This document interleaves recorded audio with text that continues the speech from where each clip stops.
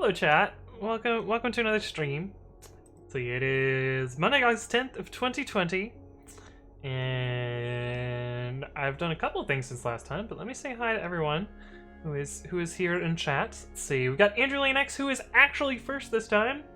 It's off screen up there, but Andrew X was first. You got it this time, buddy. And hey, what's up, Ethan Typing? Hello, and GM Knight, how's it going? And the Endless River. Hello, welcome back. Good to see you all. See you guys. I see you guys cheating at the chat rank there. I see what you're doing. Hey, what's up, MSR and Silas Agron? Hello, welcome back. Good to see you both. And we've also got Sweetku and I Satisfied. Welcome. How's it going, guys? And El Papa Pig, how's it going? Hello, X2, fellow Anthonyers. It's true. Hello. All right. That's enough with cheating the chat rank. But welcome back. Good to see you all. Today is today's Monday. And on Saturday we worked a little bit on trying to get some of the Lambda setup working for pre-commit.ci, and we didn't get it working. I got pretty frustrated with it, and I decided to just kind of sign off at the end there without things working. But on Sunday, I spent, I don't know, 6 to 8 hours straight, just like banging at it, trying to get it to work. And I got something working, so I've got some neat stuff that I can show you guys today. But that's doing better. Hey, what's up, Artist Tech? Hello. And Melky, how's it going? Welcome back. Good to see you as always. Oh, my headphone cable. So this is the problem. I have like a nervous tick where I tangle cables, and every once in a while I will pull out my headphones and straighten out the cable, but right now I've got this fucking rat's nest here, and it's actually pretty obnoxious, but that's the way things go, I guess. Melky, you haven't picked a color in Twitch chat, so you get this auto-assigned pink color, but you can do /color and set that. But Michaela's a chatty one. It's true. Just hanging out. Nice. MSR says Michaela is a bot Anthony wrote before he began streaming. Yeah, if only I were that good at writing bots. We don't need no fucking GPT-3 here. We've got a bot that can respond like a human. A horny human, but a human. Hey, what's up, Martian? Nothing special. Hello. Welcome back. Good to see you again. Hey, what's up, Binary? Thank you for the follow. Welcome to the stream. Melky says, I got an offline hype train 10 minutes ago from Vape Juice Jordan. What? Did he gift you a bunch of subs as he tends to do? It's kind of that's kind of his spiel. He was telling me that he has like 50 plus gift subs in like 30 channels or something ridiculous. He just has an absurd amount of money, but that's what tech will do to you, especially if you work at Netflix like he does. But anyway, but that's pretty cool. I didn't know that you could do a hype train offline. I didn't know that was possible. I've never heard that before, but that's kind of amazing. Is horny Turing complete? Maybe. But anyway, let me talk about what I did since last time offline. We'll talk more about this guy in a second, but I want to talk about the simpler bit, the smaller bit first. And that is that I have finally deprecated a couple of isort-related repositories for pre-commit. The first is this seed isort config repository, which I believe is no longer necessary. Somebody made a PR to say that isort 5 doesn't need this, and so I just trusted their judgment and deprecated the hell out of this repo. So now I've stuck it into my little archive repo, and it will forever have 69 stars. Wait, can you star an archive repo? Oh, you can star an archive repo, and never mind. Why can you star an archive repo? I wanted to keep it at 69 forever. But anyway, deprecated this repository, moved it to my archive. This is where I keep all of the stuff that I'm no longer working on, no longer maintaining, and it can be properly marked as, deprecated and people can see what I've done in the past and that I'm no longer working on. So that's what this is about. But archive that repository so it's no longer needed in isort 5 because isort added some special logic similar to, well, actually, mostly ripped from what I did in reorder Python imports. But that's the way things go, I guess. But yeah, deprecated that, and the other one that got deprecated. Oh. The other one that got deprecated, this is not the one that I meant to remove, but I also removed this one, I guess.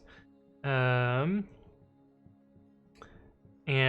the funny thing about this one is this has been deprecated for this repo, and this repo has been deprecated for actual isort. So there's 2 levels of deprecation going on here, but I also removed this one because it's also deprecated. So that should be all good now.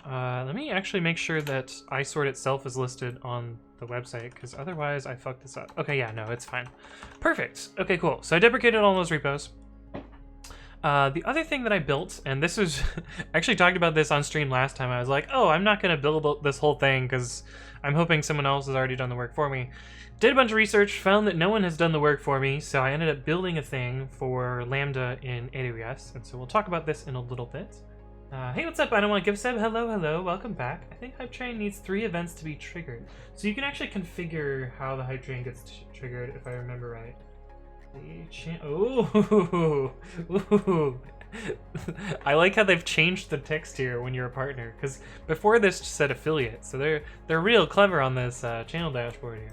But I'm pretty sure it's in partner. Where is it? Bits and sharing, Hype Train. Yeah, so the default minimum events for Hype Train is 3. So you can change this to however many you want it to be, or you can turn off Hype Train. But that's how this works. But yeah, that's how Hype Train works. It's configurable. But yeah, the default is 3 events, 3 separate events. So that's how that goes. And also, welcome back, I Don't Want Gift Sub. How's it going? Haven't seen you in a while. Good to see you as well. Hey, what's up, Tubeworm and Void Rose? Hello. Deprecate early, deprecate often. It's true. Yeah, delete all the code. That's literally my favorite thing to do, is just delete code. But hello. Hey, what's up, CMH3? Hello. Welcome back. It is Monday, sad face. Although, you know, what were they saying? Every day is Blur's Day in every day is Blur's Day in quarantine times. So welcome to Blur's Day, the 300 or 400, like 200th Blur's Day of quarantine. But that's the way things go. Hey, what's up, Not Awful? Thank you for the follow. Welcome to the stream. I would say that I'm doing not awful. Hopefully you're doing not awful as well. Scylla says, my app has TypeScript now. So happy I got it working. Yeah, I really like TypeScript. AngelNX says, can you add more BTTV emotes? I can if I like them. So you can still suggest them, but I might not approve them. But now I need to write tests. I mean, tests, you should probably be writing those earlier than now, but tests are good. Voidrose says, how you doing, dude? I'm doing pretty good. Okay, but yeah, let me talk about this. I actually put together a whole tutorial about using this because I wanted to show how I built it and then how you can use it. And I wanted something where I could just, like, you know, run a couple of commands and show you guys it on stream. But yeah, I wrote a fully typed API Lambda event translators. This allows you to, like, write a small normal Python web application and then run it in AWS Lambda and have it just kind of work. And it's very similar to the other packages we were looking at on stream last time, but none of them support the V2 format. So this is V2 only, and just supports that. So you can see, similar to the other ones, it builds a WSGI environment and then calls the WSGI app, and so that's how this works. And it's pretty straightforward to make this. And so I'll show you a little demo of this in a sec. Hey, what's up, CornBZ? Thank you for the follow. Welcome to the stream. Hopefully you're doing well. AngelNX has suggested another emote. What is this supposed to be? PogU? I don't know, man. I don't really like this one. Celeste says they're component tests though, so I have no idea how components generally look. I see, I see. Hey, what's up, Adrian? Welcome back. Good to see you. Gordon BC says, great. Doing great. Thank you. Awesome. It's good to hear. But yeah, I built this yesterday. Yesterday? Yesterday. Yeah, yesterday. And this allows you to build, like, basically build up the data that's needed for a Python web framework to use. And so basically it translates the event that AWS produces into the state that a web app needs. I think this is right. I tried it with some very basic stuff. I'm not sure if it supports everything yet, but I'll be trying this around and see what things will happen there. But CMH says Yester Blur's Day. It's true. It's true. It's true. I don't want to go stuff says, I'm fine. I made a sort of a mezzanine for cats so they can not use it at their will. You get this real fancy thing and just they want the cardboard box. Boy. Hey, thank you for resubscribing. Mewtwo says, ooh, partner boy. Thank you for the resub. Really appreciate it, Mewtwo. Mewtwo is also streamers. You can check out her channel. And my viewers should give her a follow if you haven't already. But welcome back, Mewtwo. Good to see you as always. Thank you for the effort you put into saying that. Yeah, it's good. It's good. It's good. Hey, what's up, Binary? Hello, hello. Welcome back. Okay, but yeah, let me show you this thing in action because I actually built up a full end-to-end example that demos this. And we'll actually follow along in this little example here. And if you have an AWS account set up and if you've installed Terraform, you can actually follow this example as well. And let's just begin. So this is a sample app running Flask and uses this library to serve a Lambda in AWS. And we'll be running this by using the Terraform provided in TF. So let's start by, I cloned this library offline because I wrote it offline, but let's actually clean. Okay, I already cleaned. Okay, so if we cd into testing and then example, this is the little example app that I wrote offline. You can see that it looks similar to just a normal Flask application. So we have a home route that returns hello, hello world as it does, and we have a special user-specific route to show that you can use other paths and dynamic content here. JDMSY says, hey, Amir, it's code. Is it possible to make a decorator self-aware? I want to have a decorator automatically register or keep track of any functions which are using it. Any thoughts?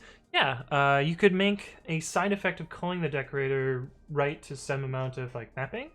Let me show you how you would do that in a second. Hey, what's up, Pedro Bengalina?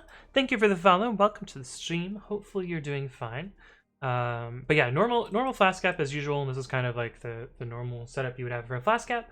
And then you use this library to make a Lambda helper. And you can keep your normal Flask app stuff around. This stuff won't run in AWS. This will just be for local. And you can see if we want to, run this app normally, VM bin activate pip install -r requirements.txt. If I wanted to run this naturally, we could choose Python app.py, or what was it called? Lambda handler? What did I call it? Python sample app.py. There we go. And you can see that if we were to open this, we can load this app as usual, and this is it just running locally. u/utility, and so you can use the app that way if you want to test it locally. But we want to run it in AWS, so we're going to follow the rest of this tutorial. It's real quick, and then I'll get to your question, JD, and that's why. So the first thing we're going to do is we're going to run Terraform to set stuff up, and this will set up the IAM roles. It'll set up this dummy Lambda. There's weird stuff about Terraform. I ended up figuring this out offline. I'll show this as well. And it will set up the API gateway. This makes it exposed to the internet. So let's do that. cdtf. We'll do Terraform init. This installs the Terraform modules. In this case, it's just AWS. And then we'll do tf apply. Well, you would actually spell out Terraform apply, but I have an alias for Terraform, so we'll use that. Hey, what's up? Off the Band and Vexed Killer. Hello, hello. Good to see you both. Sola says, Anthony, do you have any videos on Flask? And if so, could you eventually make one? I do want to make something about Flask eventually. What do you idea? Introduction to Flask. I could do that. Hey, what's up, rollers? Hello, hello. Vexkiller says, oh, awesome. Is this not the normal dev environment? This is what I usually use. Although I've switched things around. I've moved the Unity bar over to the right-hand side, so it's, it's hiding behind my face here. This gives me a little bit more real estate on Twitch, just like a small little bit there. Voidor says this tutorial smells like a YouTube video. I should probably... Video idea... Lambda Flask app in AWS. Yeah, we'll do that as well. Okay, yeah, but once I've set up, or once I've run this Terraform, this will create a bunch of junk. We'll look at that code in a little bit because there's actually some kind of smart stuff there. But I'll say yes here, and it will set up the app. And this takes about 15 or 20 seconds because it has to do some AWS junk. And at the end, it'll spit out a thing that looks like this. And we actually care only about this line here, and we're going to grab whatever string that it spits out here. This is where our web app is going to live. We're going to get a different string than this one here, just because of the way this works. But this is our string here. This 0J4 whatever.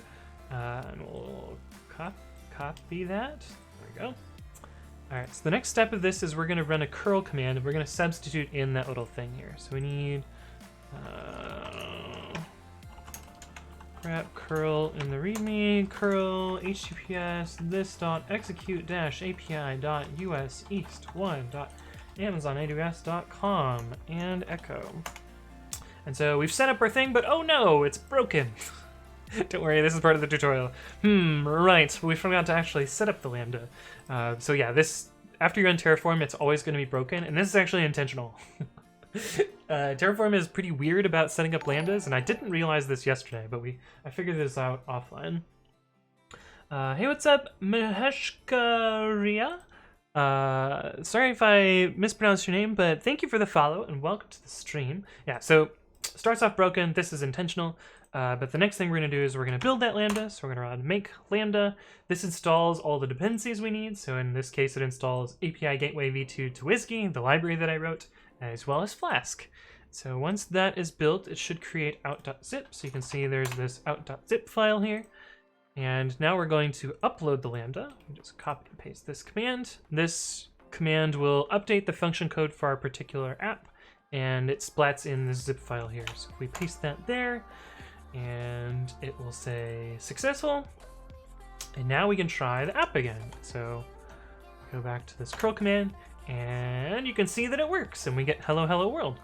So that's it working end to end, which is pretty cool. And you can also see that it supports all sorts of different URLs. So we can, u/acetili, or even vexedkiller0071, and it will it will respond with that dynamically. And this is, exposed to the public internet, so anyone can access this as well. So it's basically just like a really easy way to put a application in AWS, and serve content there. And of course, now that we're done with this, so it works. If we wanted to update the code, you could say something like, I don't know, let's modify the sample app to be like, hello hello world, and check out Anthony writes code, even though that's offline or off screen, whatever. If we wanted to update the code, and we would just run make Lambda, and then we could do function code. So we update the function code, that same command as before. And now if we curl the homepage again, you'll see that it should have, it updated to have the new text here. But anyway, that's kind of the example here. That's all I really wanted to show you. I spent all of yesterday getting this working. Oh, and then when we're done, we can destroy our code by running terraform destroy, and this will clean up all of the AWS resources that it just created after it does a bunch of stuff. But yeah, that's what I worked on yesterday. And we're just gonna say yes, and it's just gonna delete all this stuff that we set up. But yeah, one thing that I wanted to show you guys is the way that I'm setting up this Lambda. So there's kind of an unfortunate thing, and I read a nice little blog post about this. I actually tweeted about it because someone else wrote a blog post about exactly the problem I was running into, which is this one here. And I basically followed what this blog post talks about. And the thing is that Terraform needs to have some code object when it first sets up the Lambda, and so we do kind of a tricky thing here where we give it a dummy zip file, and that's how Terraform provisions this. So this is why it's always broken when it starts, is because we give it this like this fake Lambda. But it turns out that Terraform won't re-modify this file after it creates it for the first time, so it's safe to do this and then deploy the app separately. And that's kind of like the big tricky part here. Also, I had this stuff completely wrong last stream. I was trying to set up an API integration, and I didn't need any of that at all. I just needed the API, and I needed to set this to HTTP, and I needed to set this target. I had these two fields wrong, and so once I figured that out, this works really well.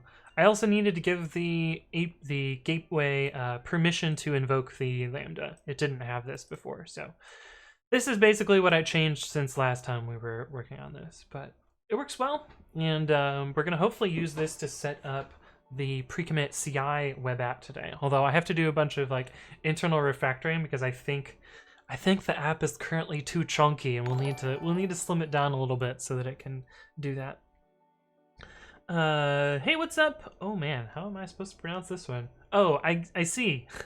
Hey, what's up, Matthias? Thank you for the follow. Welcome to the stream. I was like, what a Lamathias? Oh, I see. It's Matthias. Yeah, okay, cool. Thank you for the follow. Welcome to the stream. Hopefully you're doing well. But yeah, this is you know, freely available on GitHub. I uploaded the little sample code that I got working here. And you can check that out as well. One thing that I didn't do, because I don't think I'll need it for pre-commit.ci, is I didn't implement binary responses. So if somebody wants to like figure out how they work and like, you know, make a contribution, there's a pretty easy task here, and I've kind of pointed at the right position in the code where you would, you know, adjust this code here to do the binary output. But I didn't need it, so I didn't implement it. Hey, what's up, bro VZ? Thank you for the follow. Welcome to the stream. Hopefully you're doing well as well. Okay, let's address JDMSY's question, which is a decorator that knows about the functions that it got called with. And I actually do this in my bot, interestingly enough. Hey, what's up, BEngineer52? Thank you for the follow. Welcome, welcome. So I actually do this in my bot, handler. Right, so I actually have a decorator factory here, which is a function which returns a decorator. And this decorator takes in the function, and it actually records it into this list here. So you can basically just like write some code as part of your decorator that, you know, when the decorator gets invoked with a function, it just records that in some sort of mapping. And that's how you can make a decorator kind of self-aware, as you said. A lot of times you don't need to do this for class decorators, because you can just look at like subclasses or whatever. So if you had like class C and then class D, like a common case that I've seen for meta classes is to use, you know, a special meta class or a special decorator to register all of these functions together. But you can actually just look at c.subclasses and retrieve all of those subclasses there. So sometimes you don't need to do this. But yeah, you can use this function as just like a first class variable and store it wherever you need to store it. But yeah. Oh, did I forget to say hi to Beldathis? Hello, Beldathis. Welcome back. Good to see you again. JDMSY says, is it possible to have the functions before they are actually executed? I assume we can store the function from def wrapper x as the decorator will run at interpreter time, and you should store it. Yeah, you can't really know them before then, because the way, I mean, a decorator is just syntax sugar. So, you know, @f def g is, this is really just syntax sugar for f, or, you know, def g pass, and then g equals f of g. These are essentially the same. There's some slight differences in how these execute, but you actually you need to run the code in order for the decorator to happen. But yeah, you could, I mean, as a side effect of this call here, you can store g. That's perfectly fine. Now, one thing that people often need to do is, like, you have a ton of modules and you're kind of registering decorator, or using decorators as like a registration, and you kind of want to say like, oh, make sure all of these are available. And unfortunately, in that case, you actually need to run the you actually need to import the modules so that the decorators get run. And one thing that I've done for that before is, let me find that code. It's in util discovery.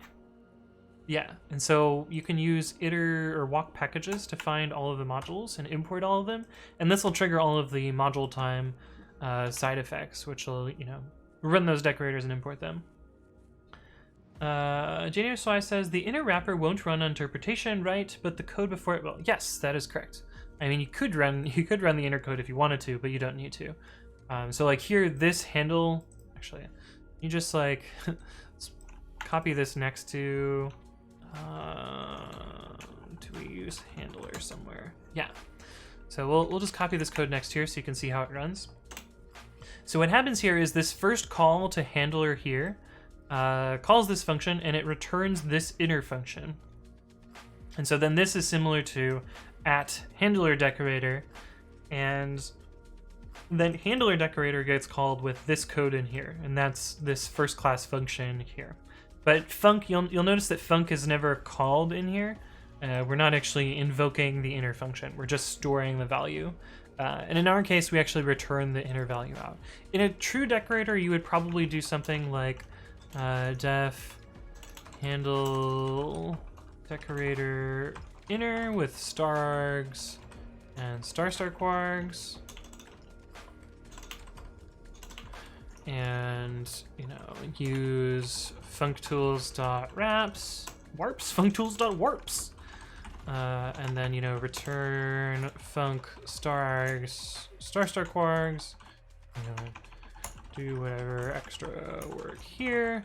And then instead of returning func, you would return handle decorator inner. So this is like a more standard decorator setup. So decorator factory, decorator replacement function, and then calling the original function. That's kind of how you would do that. But the inner wrapper, yeah, but the inner wrapper won't run on interpretation. That's true. Hey, what's up, C. Rahul? Hello.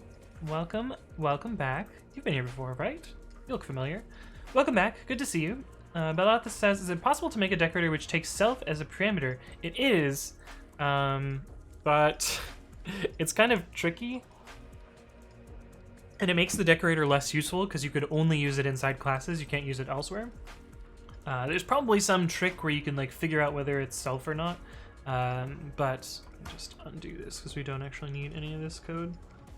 But yeah, you can have a decorator that takes self. Def decorator.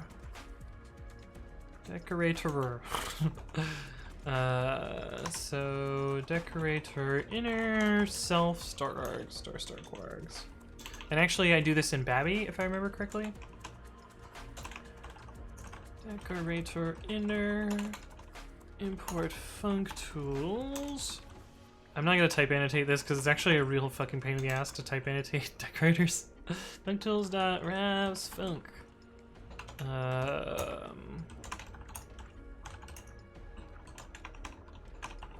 At decorator.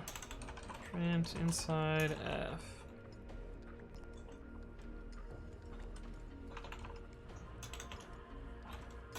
Def G self print inside G. And so you could do something like this, where you could call self.g inside decorator inner calling self.g. And then the one trick that you have to do here is you have to actually pass along self in here, if I remember right. So you would want to do return func self star quargs. And if we run this, Python 3-i t.py. Oh, can you see all the code on there? Kind of. Let me make it so you can see all the code there. It's just that string. It wasn't all that interesting. Oh, and this is going to be wrong now. So you can make a C.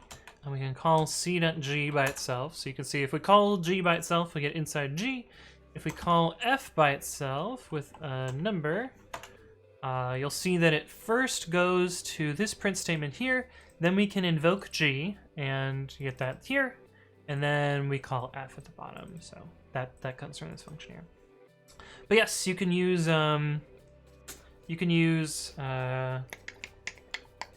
self and methods inside of Decorator. Hey, what's up, Juicebox Hero? Hello, hello. Good to see you.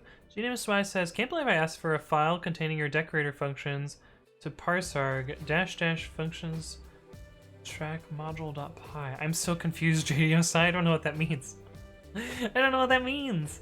Hey, what's up, Nickmug? Hello, hello. Welcome back. Good to see you. Oh, wait, have you been here before? I'm not sure you've been here before. This might be your first message. Welcome. Twitch is like really confused about your user profile. It's giving me an error when I click on your name, though. So I don't know what's up, but welcome to the stream. I'm assuming you're new then. Hey, what's up, Prats? Hello, hello. And Arnav, welcome back. Good to see you both. JSY says, I'm actually building a PyTest open source plugin for validating the environment prior to running tests and aborting if any of the specially marked at infrastructure functions fail. Oh, that's cool. That makes sense. Nice, nice. Bella says, maybe if you need some other object attributes to decorate, just thought I had one day and didn't look into it. Oh yeah, let me show you the example that I use in Babby. So there is like a real world case for this. Git grab wraps. Somewhere in here. Yeah, so I have this this action decorator. This is actually action is actually a decorator factory in this case. Add action. And so I use this to map all of the movement parts in my text editor. So anytime I press one of these actions, so like up, down, right, or left, it uses some stuff to figure out the undo and redo buffer. So if I press like ASDF and then left and then right and then ASDF again, this will actually end up being two different edit actions. So if I undo once, it'll undo that. And so you can see like this is two different undo redos. But if I were to just type ASDF, ASDF, you'll get a single action or a single undo and redo thing. And what action does is it splits up that thing, so it makes sure that those end up being two separate things. But you know, the function just acts normally. It just has some precondition where it will run this finalize thing here. And so you can see like this is an example. Like I actually type annotated self here and called through to the decorator using self. So there are some real world cases where you would want to do something like that.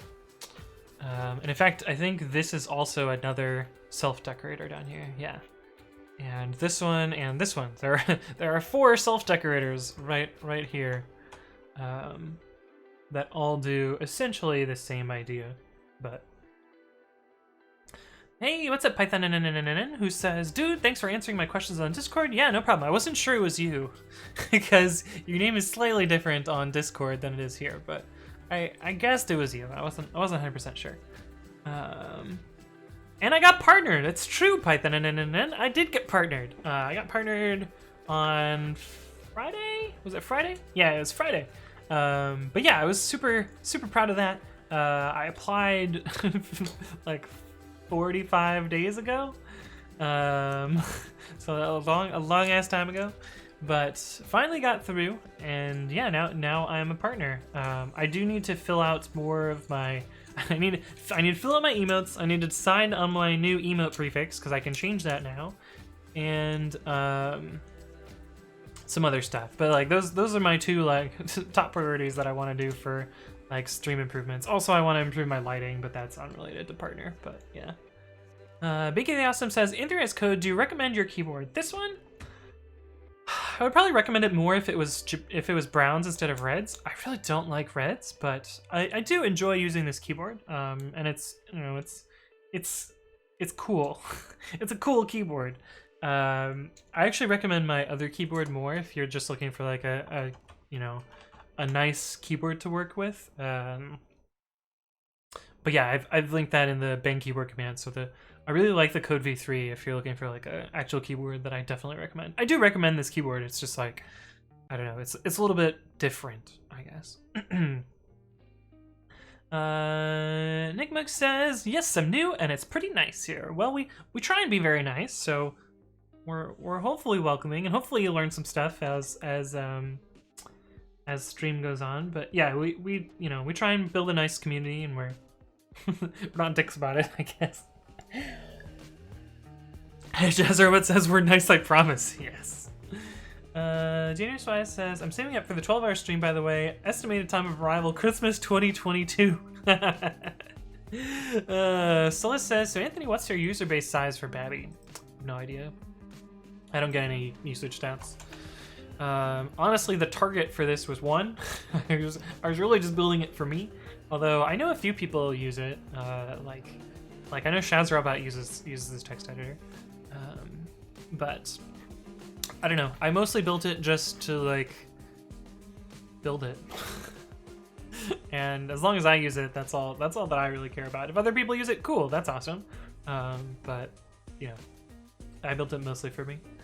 Hey, what's up, Fudu? Hello, welcome back. Good to see you.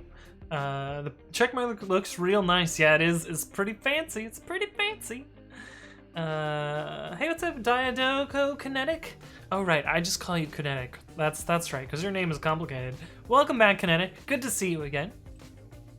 Hey, what's up, Nograd? Thank you for the follow. Welcome to the stream. Agent X uses Babby. That's true. That's true. You use a funny version of Babby though, right? You use with Einlay Umbersnay. Hey, what's up, Nick Mac? Thank you for the follow. Welcome to the stream. Hopefully you're doing well. 69 Operator says, do type hints improve performance? They do not. They do not do anything for performance. They are basically fancy comments. They don't do anything at all. I mean, they don't do anything at runtime. Technically, they make import time ever so slightly slower, and there are actually some cases where type annotations can make your code slower, but in general, they have no side effect whatsoever. There are some situations where annotating your types can improve performance. So there's this tool called MyPyC, which I have never used, but I've heard it's cool. But the idea behind MyPyC is if you have, you know, well type annotated code, I guess it's been merged directly into MyPy, but if you have well annotated code, it can compile it directly into a C extension. So in that case, you would get, you know, free speed by type annotating your code. However, I don't know. I haven't seen MyPyC in action, so I don't know how easy it is to do that, or you know how helpful it is. There are other projects similar to MyPyC, like Cython, which you know has a lot more history to it. Cython has its own type of annotations, and I'm not sure if they're compatible with MyPy's or PEP484's annotations. I also haven't worked with Cython in quite a long time, but it's possible they've now converged on that. But yeah, in those cases, like where you're transpiling Python code into like C code, annotations can improve, you know, hints can improve the way that it gets compiled down. But in general, Python doesn't do any special analysis of them. But that could always change in the future. And maybe things like PyPy can take advantage of those, where they just-in-time compile Python into bytecode and other stuff. But yeah, nothing's happening there quite yet. Hey, what's up, NeoPeace? Thank you for the follow. Welcome to the stream.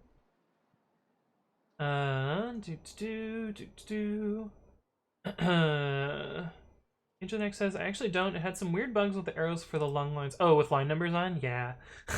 The math for that is so tricky, and it doesn't surprise me that it's slightly broken, but yeah. Oh, you mean when you had line numbers? Yeah. Okay, that makes sense. Because you have to adjust that code to make that work.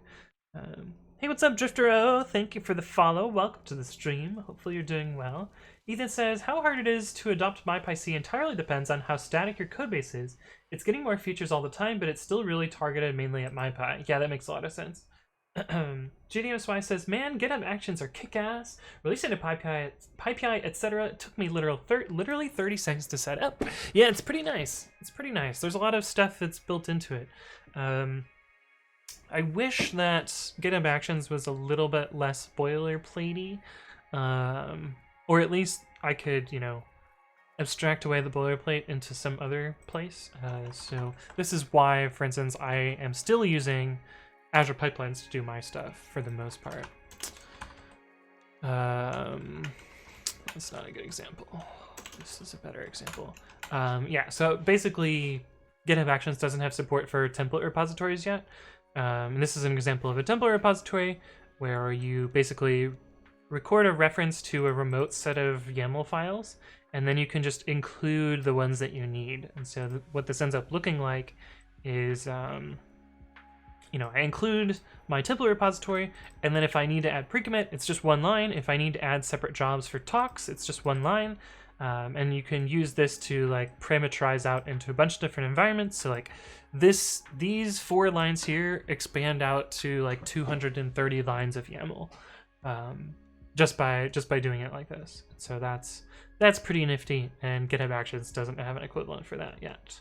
I say yet because presumably they will add this feature at some point in time, because GitHub Actions and Azure Pipelines are exactly the same backend, so it's really just adjusting the front-end YAML to have some sort of support for this. But I don't know, it's probably not a priority because there's a bunch of other smaller, more important things to finish before then, but I really like this feature from Azure Pipelines, and so I'm hoping at some point that they also adopt that.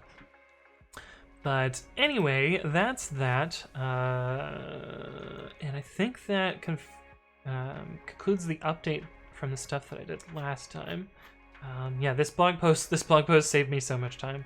Also, they're very clearly using VS Code here because they have the exact syntax highlighting that I have here. But anyway, this article was really useful for me figuring this out yesterday. So unfortunately, I couldn't find the author on Twitter. I was gonna retweet or whatever, mention him and be like, thank you, person. But they don't appear to have a Twitter account. So anyway, but yeah, I did set up Lambdas for, oh boy, we have a bunch of, wait, was there something I was explaining for someone and I didn't finish? So I'm pretty sure I finished this thing. Anyway, if I forgot to answer your question, just ask it again and I will answer it. But yeah, this new library exists, and we're gonna use that today, hopefully. Although, now that I think about it, I actually have to do a bunch of work before I can actually put this into Lambda, so we'll see what we can get working there. But pre-commit.ci. The problem is this requirements.txt has too many things. And I don't think this is going to fit all that well into Lambda, particularly because this is like 30 megs on its own. And where's the other one? Bodacore is also real chunky. So we're gonna slim some stuff down here. Fortunately, I think what we can end up doing, what I want to do, is replace pre-commit out here. And I think we can just use this set of libraries to get this working. I think. Knock on wood. Let's see, pip install -r requirements minimal -s target. Foo. Oh, it'd be great if I could spell. Install. So this should hopefully be a little bit less big. The thing that we're aiming for is under 50 megabytes. Jill Friend says, can you explain Lambda? Yes. So the basic idea behind Lambda is it's a serverless execution environment in AWS, and there are equivalent services in the other cloud providers as well. So like Microsoft's Azure has a thing called Azure Functions. I don't remember what the GCP one is called, but there's a GCP one as well. But the basic idea behind Lambda in all of these environments is you set up a single function entry point in whatever programming language they support. So they have support for JavaScript, Go, Python, Java, a couple other ones. I'm targeting Python because it's really easy. Google Cloud Functions says Nacht, Or is that how you pronounce that? That's how I'm gonna pronounce that. Yeah, but basically you set up a single function entry point in your code, and they will manage running it when a trigger happens. And for AWS, there's a bunch of different triggers. So some of the more common ones are like, you know, put to an S3 key. So someone uploads an S3 object, or you know, it responds to a queue item in an SQS queue, or SQS queue. Yeah, I mean, in a queue that is in SQS. And there's a bunch of triggers. Like basically, those triggers will cause the code to run. And one of the really cool triggers is there's this service in AWS called API Gateway. And basically what API Gateway is it provides an HTTPS front end for Lambda or for proxying to other things. We don't really care so much about the proxying part. We're just using it for the Lambda part. And so basically what you can do is you can set up an API gateway and then set up your Lambda and connect the two together. And you can issue HTTP requests to that Lambda via a URL. And then you can, you know, CNAME to that URL, so you can give it like a nice domain, and basically set up an entire website just based on like a you know, serverless setup. And Amazon will manage spinning up and spinning down that Lambda when necessary, so it actually runs a server behind the scenes. So the whole thing with serverless is it's actually a lie. It just means that you don't manage the servers, but someone else does.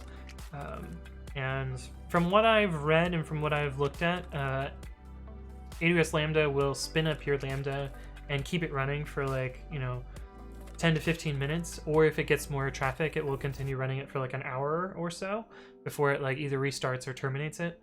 And so you actually get like, you know, you'll get a little bit higher latency on your first request to the Lambda, but after that, it's, you know, about on par with a normal server. It's gonna be slightly slower just because it has to go through some like translation layers, but you know, for building a cheap dynamic web front end, it's super easy and straightforward. Okay, but let's see how big this is. Ooh, that's still too big. Let's see if we can see why is it so big? /star rep m. Hey, what's up, Dennis Traub AWS? Thank you for the follow. Welcome to the stream. Hopefully you're doing well. Botocore. Why is Botocore 50 megs? Like, what the fuck is in Botocore? That's pretty chunky. Hey, what's up, Expect Me? Thank you for the follow. Welcome to the stream. I like your name. That's a good one. But it looks like Botocore, this will go away because we won't actually be able to build the full version here. What the fuck is in Botocore? Botocore /star. Botocore data. Oh, this is where they record all of the historical data.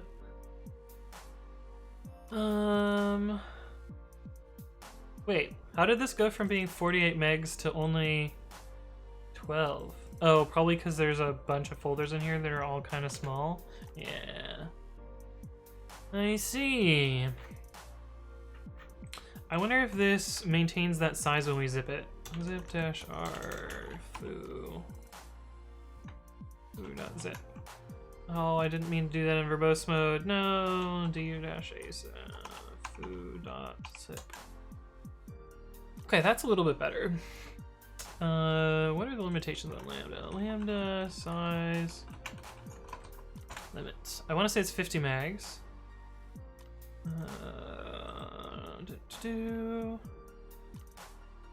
Where's Jamie Pratt when I need him? He knows all this stuff. You have 5 layers, and each layer is what? 50 megs zipped. Oh, okay, perfect. Nice. Okay. Alright, then that should be fine. So we just need to work on factoring out pre-commit. Which sounds funny. But I think it's only in... it's only in this run function, so that shouldn't be too hard. And I wanted to do this anyway. I wanted to do this anyway to simplify some of the setup here. So let's actually take a look at that function. And this will allow people to use custom Docker images with my service. Not that that's something I want at launch, but like I want to not paint myself into a corner when I want to support it later. Let's delete that. What is diagram? Oh yes, this is the ASCII art that somebody made me when we were just first planning out how this is gonna work. Although I replaced it with this image somewhere. This one here. Dennis Traub has posted a YubiKey in chat. Wait, I have a funny meme for this. Let me see if I can find where that is.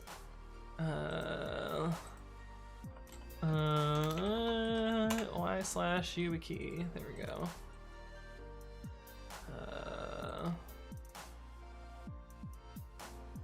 This one. Yes. So this is we had a short link service at Yelp called ylinks, and so this was oh, it's off the screen, y/ubikey, which I don't know why, but this I just thought this was fucking hilarious. This is like my favorite really dumb thing. But this is y/YubiKey. If you guys don't know what a YubiKey is, where's my YubiKey? You can tell I don't use it very often. But it can be used as like a two-factor device, and make sure I don't show you guys the little QR code on it. But it's this little USB guy here, and normally you plug it into your USB port, and then you can tap the side, and the side of it will, you know, act as like a two-factor thing, because it's like cryptographic stuff. But I don't know. That's kind of a shitty explanation of YubiKey, but yeah, I recognize the patterns. That's why that showed up in chat here. This pattern. But anyway. There is a setting that you can set in the YubiKey tool that turns off pressing enter on tap, and so I usually suggest setting that up so that that'll not spray as it does here. Deathstrap says, I just got my Nano and I'm still struggling with accidentally touching it. Yeah, that was the problem with this one, is I had it on the side of my laptop, and so I'd pick up my laptop and, you know, press the YubiKey button. But then I used the YubiKey tool to turn it off, so that fixed that. Symbalaxy says, Tom Scott just did a video on two-factor and mentioned said keys. Nice, awesome. It has its button on the top, which I'm totally not used to. Interesting. Oh, I've lost my browser window. Let me pull this back down. So that's I'm actually using a virtual machine, and so my setup involves me clicking on the bottom of this window to switch between the two of these. It used to be on the right-hand side, and then my face would hide half of it, and so I've switched to putting it down over here instead. So you kind of line it up there, but. Anyway, it looks like 50 megs is our target, and we need to factor out this import here. And this is actually good. I want to run this particular code inside of a Docker image instead, or inside of a Docker container. So let's take a look at that and see what we're dealing with today. Pre-commit.ci builder run.py. So all of this stuff which involves the pre-commit library directly, we need that to happen inside the container. So let's look at where we get load manifest from. I think that's the first part of this thing. Or actually load config. That should be the first entry point. Load config. Okay. So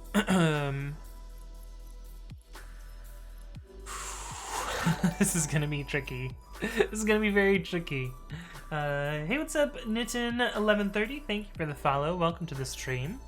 So we essentially have two kind of things that have to happen here. Like, we need to read the configuration, and we need to extract the repos that need to be cloned, and we need to figure out which ones need to be installed. And so that's what this code is currently doing right now. And we're going to use Podman to run the code that's going to read this out.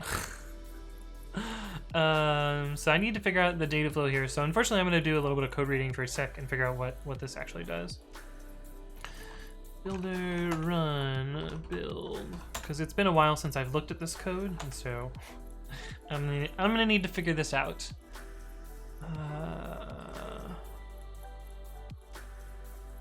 I see. So build has 2 stages. Okay. This actually isn't that bad. So what we need to do in the first stage is we need to figure out all of the repositories. This can all be done, I believe, without using the pre-commit library. Oh, we do use this though. So we need, let's see, we need def get repos to clone, which is going to take what? The configuration, which is a dict stir any, and this is going to return what? Oh, we also need to get the local version.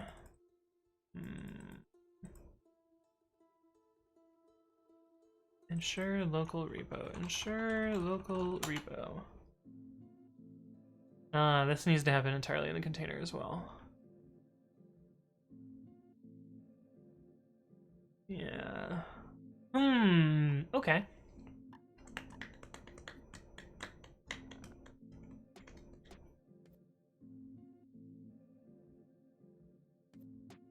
To do, make this easier to call from pre-commit. Yeah, true.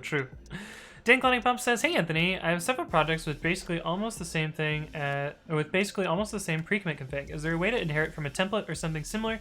It's very painful to go through all the repos and update a hook. By the way, I'm using Gitlab, which I thoroughly hate. Any recommendations, which is welcome." So this is actually, it may sound like a pain in the ass, but this is actually an intentional feature that each repository has its own separate configuration. And this is because, in general, most repositories will have slightly different requirements than others. But, you know, I've written a tool that makes it easy to manage all of these. So if you want to update them all in a particular place, I've written a tool which will, you know, go across all of your repositories and apply the same set of changes. So you can check out this tool here. In fact, this tool has some built-in things for pre-commit itself. So you might be able to base some of your auto fixers on some of the code that already exists here. But yeah, part of the design of pre-commit is that centrally managed configuration leads to a bunch of problematic hacks, and you know, having each repository have its own configuration, you know, gives you, you know, frees you from a lot of those painful situations that would result in a single setup. But yeah, check out all repos. It has a source for GitLab. I have never used it. Maybe it doesn't have a source for GitLab. But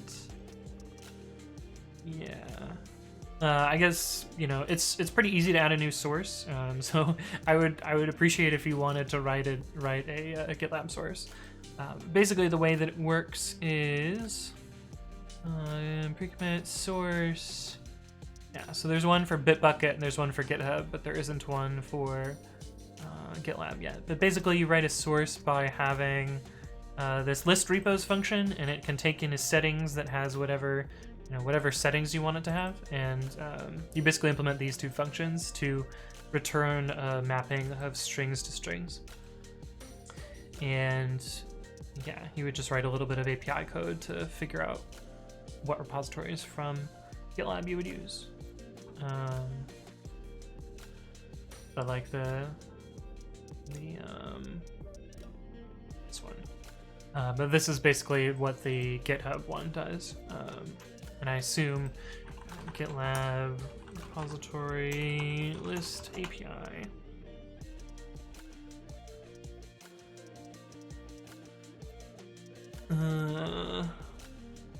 Go away. List repository tree, that's not what we want.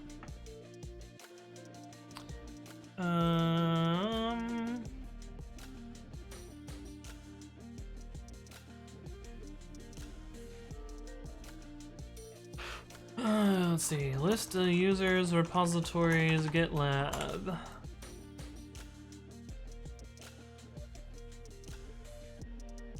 Maybe it wasn't this.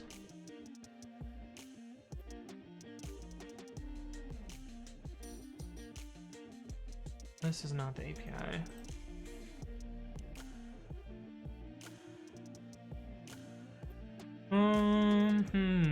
Surely there's a way to list all of your repositories. Like that can't possibly be that hard to do. Get a blob, get a file archive, contributors merge base. So it's not that API.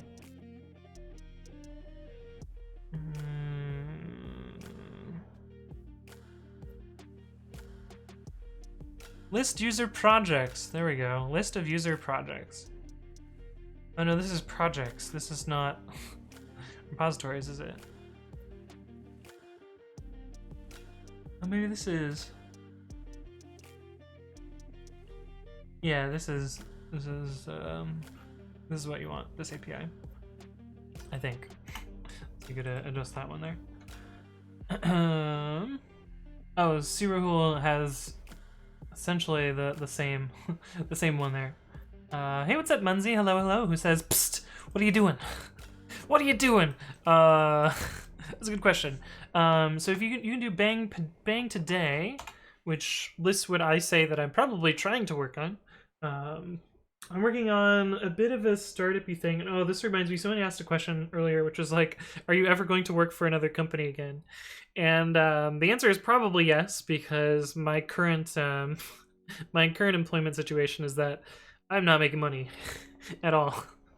I'm trying to work on this little startup idea that maybe it will make money, and maybe it'll be a situation where I can continue to, like, you know, stream as often as I do and work on open source software and continue to build cool things, and sort of be self-sustained. But you know, realistically, it's not going to make money, and that's just fine. But what I'm working on today is this startup idea called pre-commit.ci. It is a purpose-built continuous integration system for the pre-commit framework. Hey, what's up? Let's eat donuts. Thank you for the follow. Welcome to the stream. Donut sounds good. Donut sounds good. But yeah, pre-commit is a linter, code formatter, and GitHooks framework that I created, and I'm trying to make a purpose-built CI system directly for that. And I have it like kind of working-ish. Pre-commit CI. And I can show you kind of a demo of that working right now, but we're trying to get it running in AWS instead of running locally. Web.app, oh, Nathan3, pre-commit, commit ci.web.app. Oh, Juicebox Hero has gifted 5 subs. How's it going, Juicebox Hero?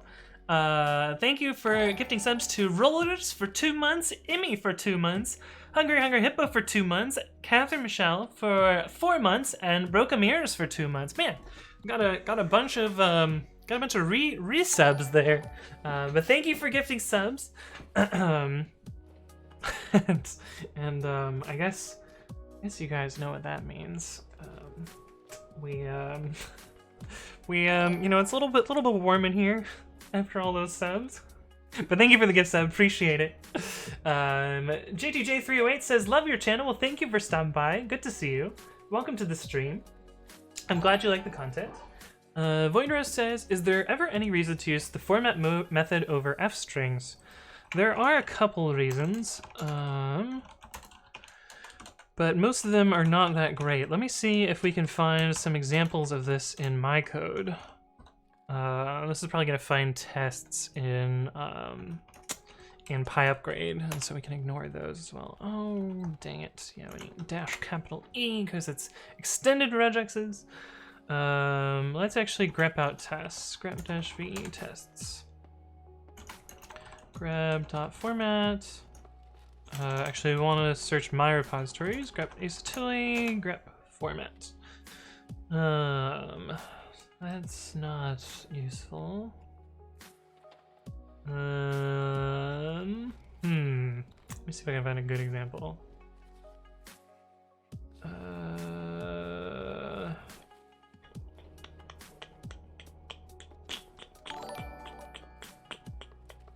here's kind of a good example.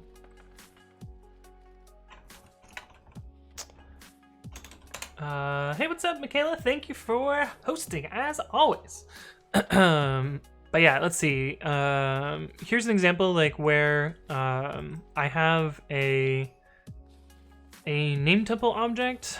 I guess I could have written this as this instead, style.fg.r, style.fg.g, and style.fg.b.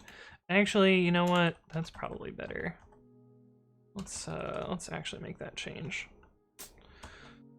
That's a good point. That's a good point. Babby. Babby textmate demo. This good old f string. Style.fg.r, style.fg.g, style.fg.b. Okay, so maybe this wasn't a good example. Style.bg.r, style.bg.g, style.bg.b. And we'll make sure this still works. Actually, are there any other format calls in here? Oh, there's another one down here. Theme.defaults.bg.r. That's not gonna fit on one line. Okay, anyway, maybe I won't change these. Because in this case, it kind of, you know, it's easier to see what's going on here. But this is not a good example. Let me see if I have one where we have like a format template and then we fill it in later. That's kind of that idea. Format.format. That looks like something that's all repos, Ace Atelier, GH Perf Review. This thing.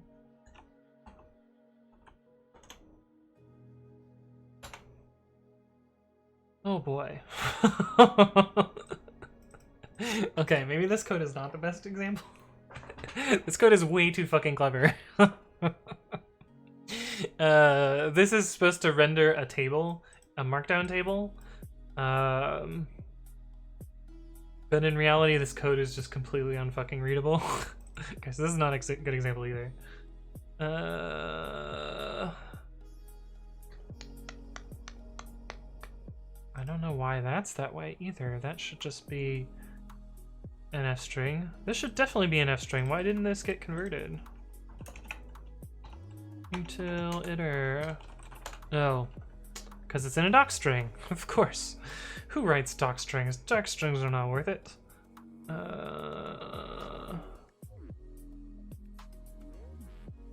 But anyway, what I want to say is sometimes you'll have like a format template and you'll have multiple different ways to put data into it. And so you don't necessarily want to inline that because it's less readable. And so that might be one case where you want dot format. Another case where you might want to like swap out the different format, but you're pushing in the same data. Would be another use case. But yeah, most cases you should just use F strings. F strings are great. F strings are great. Juice says your stream will just have to support you, obs. Yes. So stream would have to support me a lot more for that to be my only way of income. But yeah, I'm hoping that like, you know, maybe like GitHub sponsors will pick up or something like that, or like you know, this app will make some passive income from the paid version, or maybe I'll, you know, get some company to pay me some amount of money to run a hosted version. Well, that's kind of the goal. That is kind of the goal. Roller says thanks. Emmy was lurking. Awesome. Awesome. Michaela says hi, nerd. It's true. Okay, but anyway. Yeah, there's not too many use cases, but sometimes it makes sense to have code that works that way. Okay, I gotta not get too caught up in like trying to do everything here at once. Oh, I was gonna show this working. I got distracted. utility2/demo. So this is a demo repo where I ran a particular job that, you know, we were testing this bunch, so I opened and closed this a lot. But pre-commit.ci responded to a webhook and then posted a status here. And when we click through to here, you can see like this is the start of the results page. It doesn't look that good yet, but it'll get improved eventually. And this is what I want to get running in AWS. So right now it's running just on my IP address. Yes, I'm so doxed, you know my IP address. But we're gonna hopefully try and get this running in AWS. That's my current goal. That's what I've been working towards for the last like week or so, is getting this running there. Time to DDoS, right? The Anubis Prime says, what does this app do? It is a, you know, it runs some linters and code formatters. That's the TLDR, as part of like a GitHub workflow. So you can see like here, by creating this PR, it ran some checks, and these are those checks here. And the goal of it is that it will run these super fast. This was actually not a very fast run. Let me get that running again. Python PR worker and Python run worker. So if we close and reopen this, I actually have to do it twice because the first time, you know, not everything's cached. So this will, you know, as a result of opening this pull request here, you'll see that we get this merge check here from a webhook here, and then it runs this down here. This first run is always kind of slow, so it'll take a while there. And it'll run this and then, you know, be done after that. And so that produced this result here, and you can see here that this took 14 seconds or 15 seconds total. If we do it again, it'll be faster. This is just because my machine was cold. Close and reopen. Do this now. Maybe it will be faster. A little bit faster. And so this should have run again. Yeah, this time it took 6 seconds. This is more in line with the actual time that it'll take. But anyway, that's yeah, that's the idea. And so I'm just basically productionizing this and getting it into AWS. But thanks for the question, Anubis Prime. Michaela says, I always think your last name is all fancy and then Sottile, and you're just like Sottili. Yes. I mean, the true Italian would be Sottile. But and the hand movement is very important. But anyway, yeah. But we're not going to be working on that part today. We're going to be trying to, well, we will be working on this a little bit, but we'll be moving some stuff around and mostly running it from the command line instead of from here.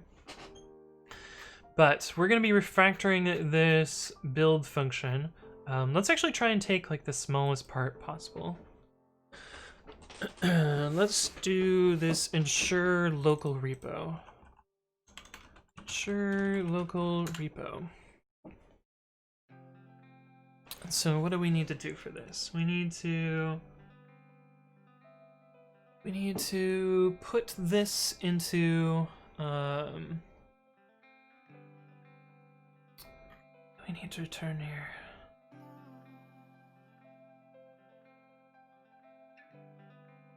Oh, we need to, oh, that's actually gonna be really annoying. We need to know this local repo version up front. I'm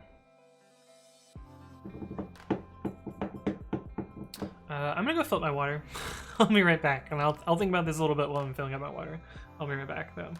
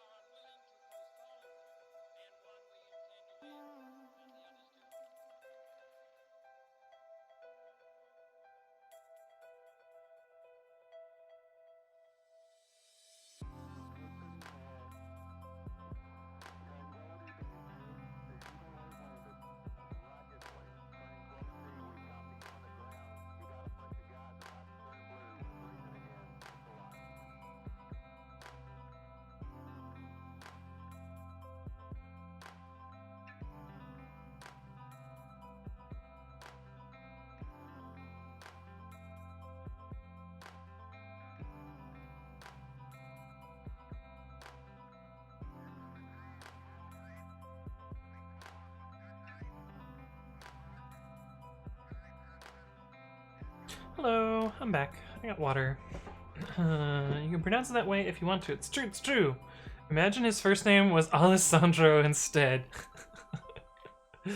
It makes you melt instantly. Yeah. The Anubis Prime says, "What is Babby?" Thank you for Bang Babby. Oh yeah, we added aliases in my chatbot, so now when you do Bang Babby, it will also tell you about Babby.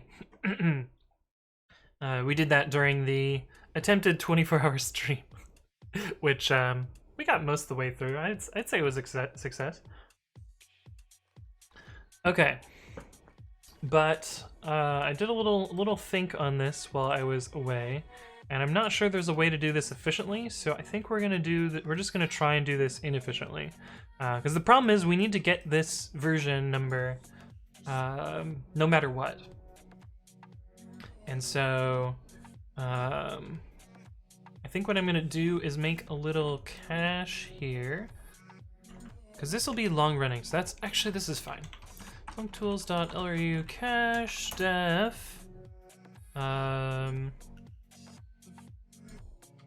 Okay, local repo version. I guess we can just call it local repo version. Image with a stir. And this will return a stir. And so we need to actually exec into this image and grab this version here. And the first version of this is going to be really slow. We're going to be spinning up this Docker container and tearing it down over and over and over. But I have plans for improving this later. We actually have to improve this later because Podman has a really slow startup time. Actually, I'll show you basically the approach we're going to use to improve this. So if we do podman time, podman run rmti pre-commit :1 echo hi. So this just spins up the container and echoes hi. And you can see that took almost 2.5 seconds to run. We'll just do it again just to like get a more consistent timing here. So yeah, between 2 and 3 seconds to run this. But what we can do instead, wow, that one took 4 seconds. What we can do instead is we can run sleep infinity. So this will just sit here and spin forever. This time command is useless there, but didn't get rid of it. Docker ps time podman exec this container. So we started the container, and now we're just going to exec into it and run echo hi, and this should be much faster. Yeah, so you can see like this is taking between 200 and 600 milliseconds to do essentially the same work. So what this tells me is that Podman has a pretty slow spin up and spin down time, and we can kind of amortize that by starting the container in the background and just letting it sit around for a while, and then exec into it to get faster answers here. Looks like this is wildly variable though. I don't know why that's so variable, but probably because it's a VM and it's who knows what it's doing. But this is how I plan to speed this up later. But we don't need to do that quite yet because I don't really care how fast it is right now. I just want it to work, and then once it works, I can make it faster. Even though it'll necessarily require me to rewrite some stuff, but that's the way things go. But anyway, that's how I'm gonna improve this later. But for now, I don't need to, so we can. Oh right. Oh, interesting. Podman has the same problem. So I thought Podman had a fix for this. That's fine. Why you need an init system Yelp blog. So the reason why Control-C isn't working here, and you can actually look at, you can read about why you would want one of these here. But the TLDR is PID1, so the root of the process tree, has special signal handling problems. Well, I guess not problems, but like, it handles signals differently than a normal Unix process, and so if it doesn't register a signal handler, it will just ignore the signal, because init systems are supposed to be kind of special in that way. And since sleep is not actually a valid init system, it doesn't listen for sigint, which is what happens when you do Control-C. So it's just like, well, I guess I'll just chill out here. And so this container continues to run because sleep is not listening for this signal. Because it doesn't listen to sigquit either. And interestingly enough, even if we signal this individual process, so if we just kill -term, that guy doesn't listen to term, it doesn't listen to, doesn't listen to int, doesn't listen to quit, it ignores all of those. Hey, what's up, ZeroUID? Thank you for the follow, welcome to the stream. And so the only way to kill this process is with sig kill. Which, you know, does eventually terminate this pod, but anyway, that's the way things go. So I actually will need to use Init in this container, which is interesting. That's good to note, but we will, I guess I'll do that right now since we have this image, we can just add Init to it. So Init is a small init system that, you know, forwards these signals along to their you know, their children and stuff. Docker build -t pre-commit 1 dot. So we'll let that build. It's gonna take a while to build though. But that will allow us to stick Init in front of sleep, and then Control-C should work properly. So we'll let this build, and then I'll show you that little demo in a bit. CMH says, I need to refactor my life, don't we all? Hey, what's up, Nerdy Laka? Hello, hello. Welcome back. Good to see you. Munzie says, your contribution history is glorious. Oh, are you looking at my, not YouTube. Are you looking at my GitHub squares? GitHub squares!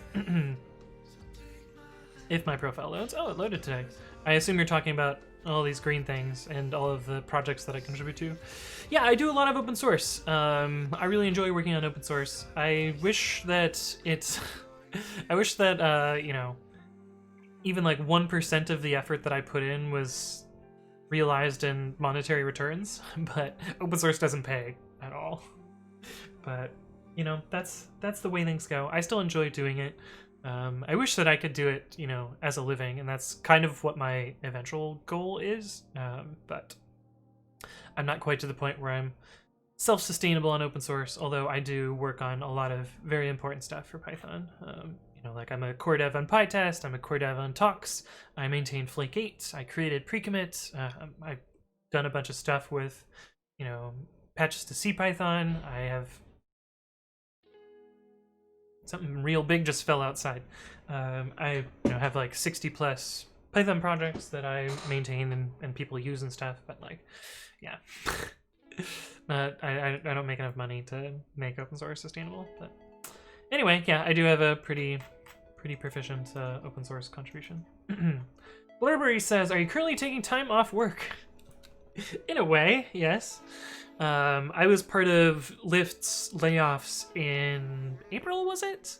Where Lyft laid off 19% of employees, and so I'm currently sort of doing my own thing. I'm trying to build this this little startup-y thingy with the idea that maybe it will make money, maybe it won't. But at worst case, I build a piece of software that I really enjoy using, and you know, hopefully I can. The current cost estimate for this is that it'll, you know, be on the order of like tens of dollars a month instead of like, you know, $1,000 to maintain. Because if it costs like $1,000 to run this thing, I'm just not gonna run it. But I guess I guess if it's $1,000 to cost, but like $2,000 of revenue, like, you know, if there's positive returns, I'll run it. But like, you know what I mean. I'm not gonna run this thing if it doesn't do that. But anyway, let's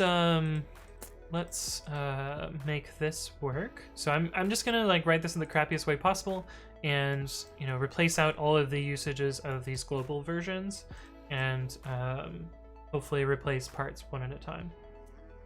But yes, I am taking time off work, Blurberry.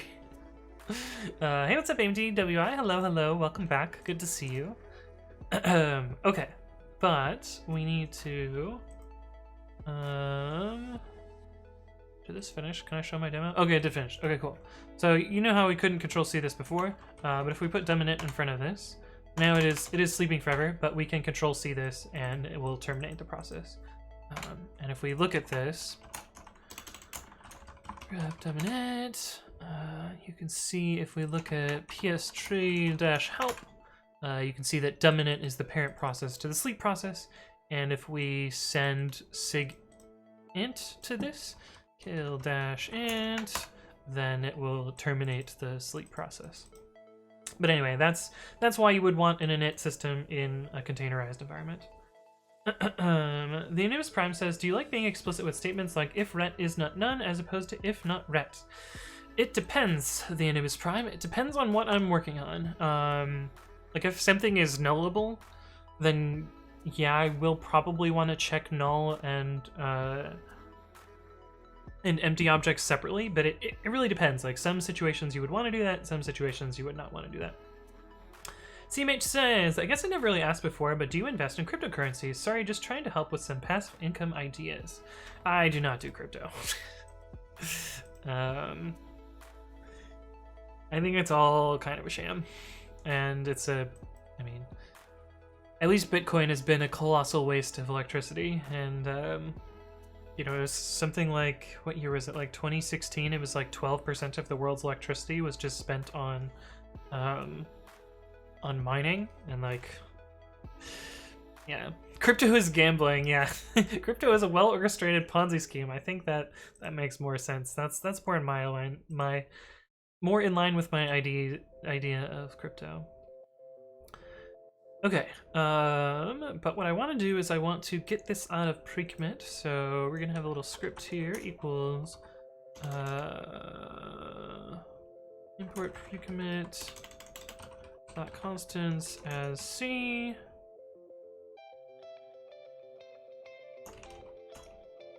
Print JSON. Do I need to JSON this? I don't think so. Pre-commit constants as C, print C.local repo version. So this is the little script we're gonna run in the container. This is gonna be a series of scripts in containers. How am I gonna do this? Because I kind of want to lint these scripts, but you know what? Fuck it. We're just gonna make it work, and then we can make it better later.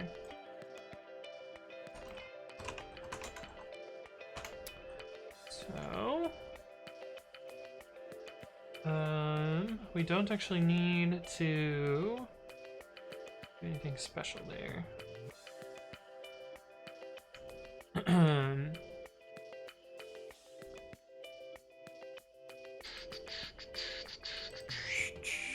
Command equals podman run rm.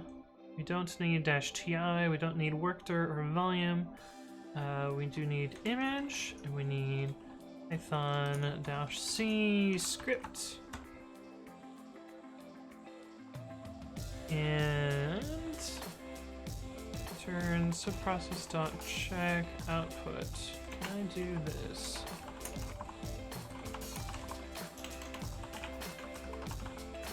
Check output --c echo hi and echo hello 1 to 2.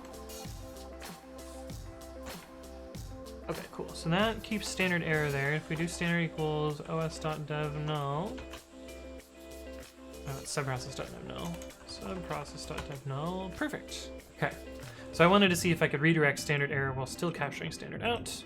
That's what I want. Command standard equals subprocess.dev null dot decode dot strip dot decode dot decode dot strip. This is one of those where like Vape Jordan is like, well, you could sort before you reduce, or you could reduce before you sort. It doesn't actually fucking matter, but it makes like a slight difference. And the GPU shortage. Ah, yes, the GPU shortage. I remember that. Hey, what's up, Master Tech? Hello, hello. Welcome back. Good to see you.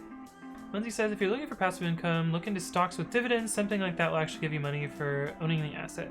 Yeah, I have a series of index funds, and like I make some amount of passive income on that. But again, like living off dividends is not quite in the amount of assets that I have. Especially when the market's gone to shit this year, but you know, that's the way things go. Chaz Robot! Hobby for life. Shaz Robot has resubbed. Thank you for resubscribing with Prime. Appreciate it, Shaz Robot. Babby for life. And 5 months of sub. 5 months of sub. That's quite a few, Shaz Robot. That's quite a few. But good to have you as always. Really appreciate your support. Oh yeah, Brogomir says you have to have shit tons of cash to invest before you can live off of dividends. It's true, it's true. I'm surprised that MOTD has lasted for like, I think 2 streams now, Master Tech. No one has reset it yet.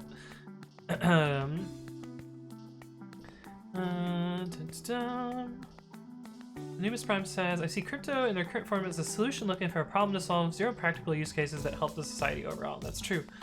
See Rahul, yeah, the music is linked in the stream description, but here's the current song that we're at right now. As he says, like, you will make more money having your money in savings account than in Bitcoin because the savings account will give you interest. Investing in Bitcoin is basically a speculative venue on the value being higher in the future than it is today. Speculative investments are rough because you're basically on a roller coaster and you need to know when to get off, and that is a game of chance, indeed. Andrew X, you didn't actually sub. You didn't actually sub, buddy. Don't you fake that.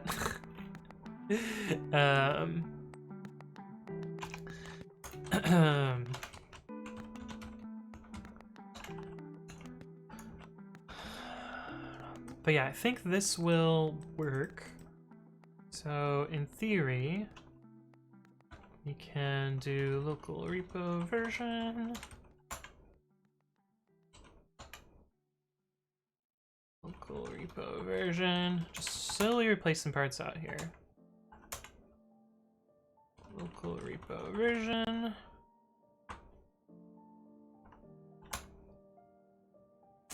Local repo version all over the place. Okay. I think that works. Do I have a demo repo for this? I do. And it does have a local hook. Okay, cool. That's dope.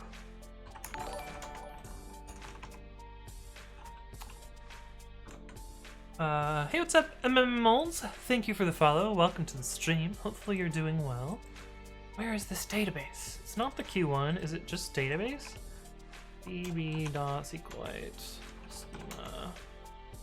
Yes. So if we delete that and store, that'll put us at like a blank slate. And so we'll try this function and see if it works.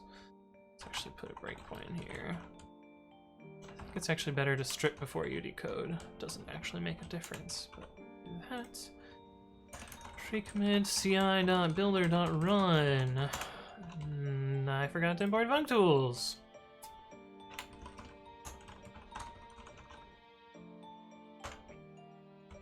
Image and repository pre-commit 1 and demo. Local repo version is missing image. Indeed. Indeed.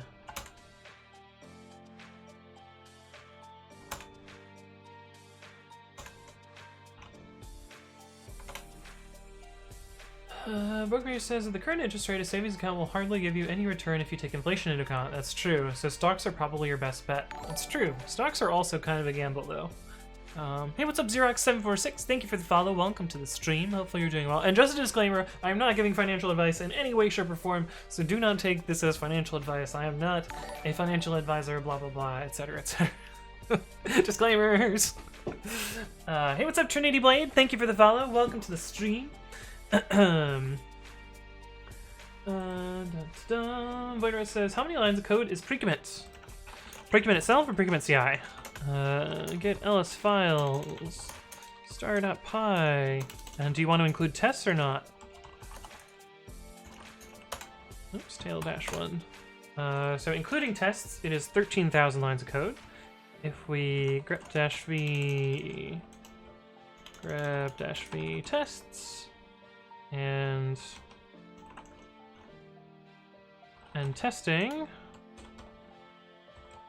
grep-ev, it is 5,000 lines of code. So 8,000 lines of tests and 5,000 lines of actual code. So not actually all that much. I think Babby is actually getting up in lines of code as well. Yeah, like Babby is almost the same number of lines of code as pre-commit, which is actually kind of impressive. I wonder what my largest repo is.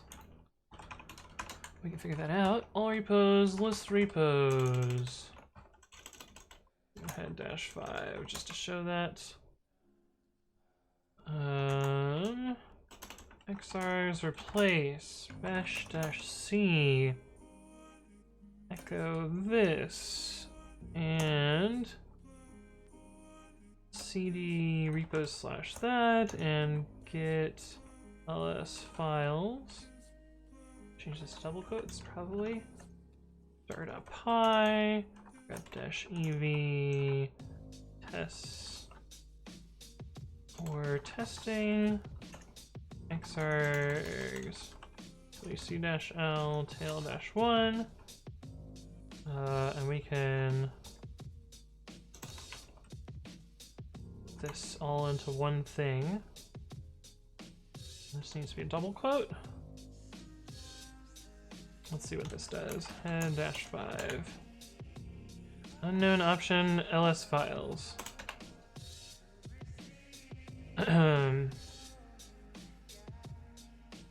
But we kind of want to do this in the other direction so that we can get the number first. Awk grant $1.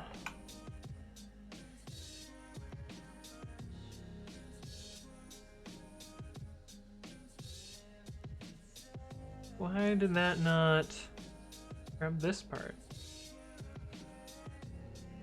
Oh, because it's in double quotes. Fuck. Fuck! I guess we can do inner single quotes. Hey, what's up, Carpy750? Thank you for the subscription. Really appreciate that. Welcome to the stream. Hopefully you're doing well. Hopefully this code works so that I can show you my biggest Python projects. Yeah, these could be double quotes. This will be fine. This will be fine. But we actually need to do some special stuff here. We need to end the single quotes. We need to start the double quotes, make a single quote, and then put this back. End the single quote, start a double quote, single quote, and then put that back. Let's see what that does. Okay, so that's better, but now we need to do this in the other order. And echo this.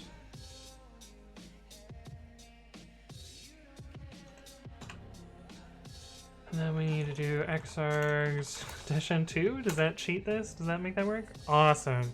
Okay, then we get rid of head -5. And then we can see my chunkiest projects. Sort -rn.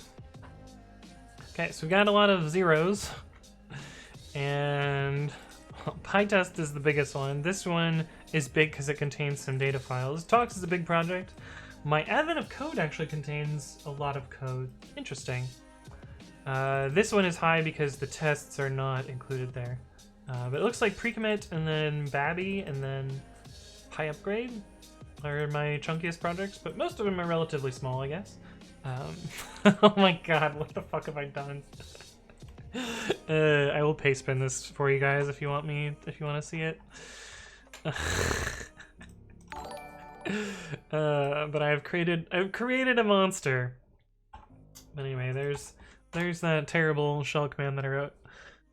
Hey, what's up? I am Monermiljan. Thank you for the follow. Welcome to the stream. Sorry if I mispronounced your name, but welcome. Good to have you. Oh boy. Brookmere says having a business is probably best if you can also do some tax stuff. Maybe, yeah, potentially. I mean, that's what. I mean, I'm trying to build this into a business is the plan. But yeah. News Prime says, I feel more and more people are going to continue to work beyond their retirement age, considering not many plan ahead of time with their retirement savings or investments, and not many have the discipline to do so. So, I don't really want to discuss my finances, but I am, I have a considerable amount of savings, and like I am definitely looking ahead to retirement and like spending the due diligence to make sure that I have the right, stuff saved away and set up and stuff, and like, I am unlike my millennial peers in that, like, very few millennials have spent the time to think about savings and put money away and that sort of deal, but I'm definitely doing that, so I'm good there. Shazerfoot says, SEC, we got him! It's true, it's true. The other server says, I just accidentally deleted 10 backups instead of 2. Greedy star.rm is now alias to rm-i because I am dumb. Nice. MasterTech says, what about PyTest? Yeah, but I didn't write most of PyTest. PyTest is definitely the, the biggest project that I work on. But again, like, I'm not the original creator, and like the amount of contributions that I put there, like I wouldn't say in any way like that is my code. It's just code that I contribute to. CMH says, sorry about the chat craze, you are correct. Everyone just needs to find what works best for them, whatever that is. We support you, Anthony Wings Co. Thank you, CMH. Numa says, I'll be the typical project manager here and ask you to focus on what you were doing earlier. You've come to the wrong stream if you think there's gonna be any sort of focus here. But, I mean, I got distracted because it was running something slow, right? Oh yeah, we were looking at this. Outstart strip, decode, that looks good. So we can remove this breakpoint, and we can just run this, and hopefully it will succeed. We will see in a second. Knock on wood, hopefully it'll succeed, right? Hey, what's up, Melky Dev? Did you know, Melky, that my chatbot, has highlighting for Twitch highlighted messages, which is pretty cool. Pretty cool, huh? But yes. Yes, indeed. Voidros says, what have I gotten you into? Oh no. With my terrible one-liner. Have you golfed my one-liner, MasterTech? No, this is just a link to this is just a link to Rickroll. I already know. I already know this is just gonna be a Rickroll. I already know. Wii theme, but it's never gonna give you up. So I already watched this video, actually. Funny enough, I did watch the Wii theme, but it's never gonna give you up. It's actually pretty good. It's pretty well done. I'm not gonna lie. But anyway, cool. This looks like it works. And if we run it again, it should not rebuild anything. Should not rebuild anything. Okay, cool. Yeah. No op run. Okay, cool. We're good. We're good. This is way slower than it was before because this is going to invoke Docker to figure out the local version, but that's fine. It's fine. Roller says, now I just grew a new liking for Anthony Wright's code because I wrote that terrible bash pipeline. Because I wrote this shenanigans. Do you guys want me to explain this? I guess I can explain it. It's kind of complicated, but it's, I should really make videos about all of the tricks that I used here, because they're not actually all that complicated. Oh wait, this is inside here. Prep. But yeah, I should probably make videos about all of these different commands and all of the little tricks I used here.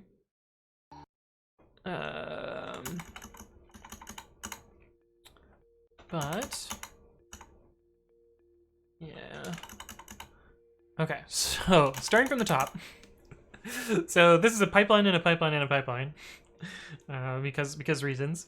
But all repos list repos. It's just gonna print out each of the repositories one by one on a line. Unfortunately, the way that it works is a little bit broken. It really should have printed out paths. Actually, is there an option for that? Oh, there is. Oh, huh. I should have just used that. I forgot that I added this option to my own tool. But anyway, this should have been output paths, but I didn't remember that, so I had manually put the path here. What xargs does is it will read lines, well, by default it reads space separated or white space separated things from standard in, and then we'll splat them into positional arguments on a command. But I'm actually using xargs -- replace here, which will take, positional arguments as standard in and splat them into this command where there's these curly braces, and it'll run each copy of this command a bunch of times. And so what this inner command does, you can imagine that it's substituting in the repo name here.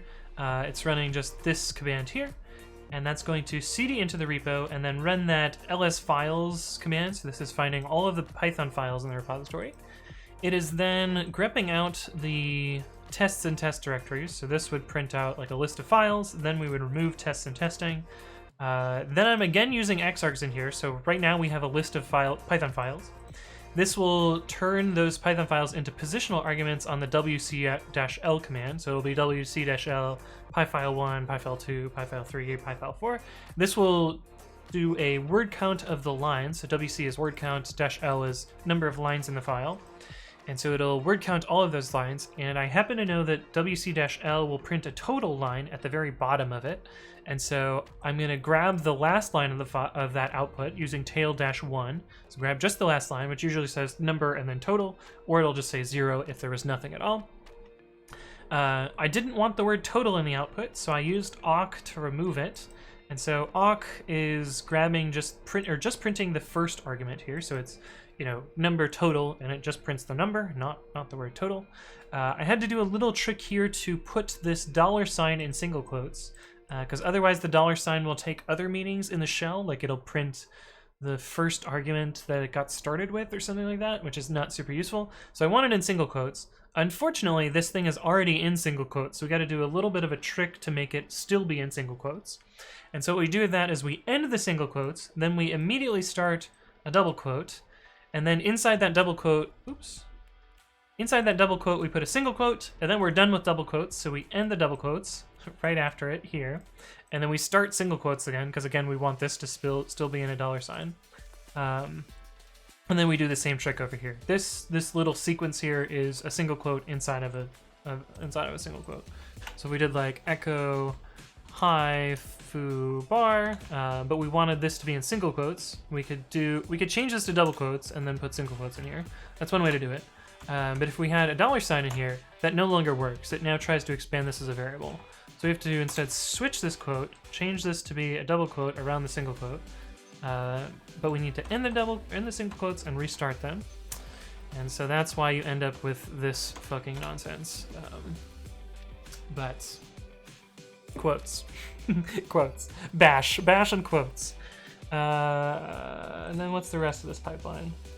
Yeah, so that's that. Then we also print the repository name at the end. Then I use xargs-n2. This will by default run echo. Xargs runs echo by default, and we're taking 2 arguments at a time. So it will just take the pairs of things. And then I do sort-r. -r is reverse, and n is natural sort, so it will try and pick out numbers and sort them better. And so that's this command. That's all the fucking shit that's going on here. And I'm so sorry. And if I were gonna put this into an actual script that I was going to run in a production environment, I would rewrite this in some language that's actually a language and not just shitty bash. So I would probably write this in like Python or something. But anyway, that's that whack-ass shell command. Hey, what's up, the Anubis Prime? Thank you for the follow. Welcome to the stream. I see you were impressed with my bash skills. But anyway, Juicebox Hero says, "Wait, is someone else trying to PM Anthony? I am unreasonably jealous." Yes, someone else was trying to product manage my stream into productivity, but then you wouldn't have gotten this gem. Hey, what's up, Diamond TV? Thank you for the follow and subscribing with Twitch Prime. Thank you, really appreciate that. Welcome to the stream. Hopefully you're doing well. Hello. Yes, bash shenanigans. Anyway, we're done with that for now. But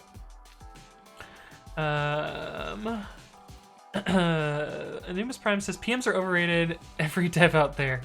It's true, and you're right, Andrew Linux. I can't see you because I haven't written the fucking user script that makes it so your name shows up. What was this? What did you say there? Oh, you said hi. I see. You sneaky Andrew Linux. Milky says, I'm just buying time until I need to drive myself home from my parents' place. I see. Hey, what's up, Okufa2? Thank you for the follow. Welcome to the stream. Shazarot says, I definitely understand this. Brookmere says, what if you wrote this in Python? Yeah, if I wrote it in Python, it would be a lot easier to understand, a lot less fuckery than that. But yes, indeed. Dr. Strange working in his lab trying to create that perfect bash monster. It's true, it's true. Hey, what's up, Humza M? Hello, hello, welcome to the stream. And Okufa says, I use Flake8, OMG! Yes, well, I'm the current maintainer of Flake8. Do you also happen to use PyTest or Tox or pre-commit or PyFlakes or, I don't know, a bunch of other crap that I maintain? Because that's also me. But welcome. I'm glad you use Flake8, and welcome to the stream. Hey, what's up, Eiko Hanzo? Thank you for the follow. Welcome to the stream. Testing software. Who writes tests, right? Nobody needs tests. Hey, what's up, JPie117? Thank you for the follow. Welcome. Just debug in production. That's what I'm doing right now. Shh. It's okay. Sometimes it's okay to debug in production, says the person who maintains testing libraries. Shh. By the way, please keep doing that weird shit. It's okay. The News Prime says we fix forward live in production. Yeah, that works for a while until you get too big or complicated, and then it is not the best idea. Okay, anyway, we've written one very small, crappy function, and we added one line to a Docker file, right? Use init. Oh, actually, we can. How do you do this again? We can make init automatically apply. I think it's init or entry point init --. But in JSON, it's been a while since I have used entry point. Yes. So we want --, init entry point init --.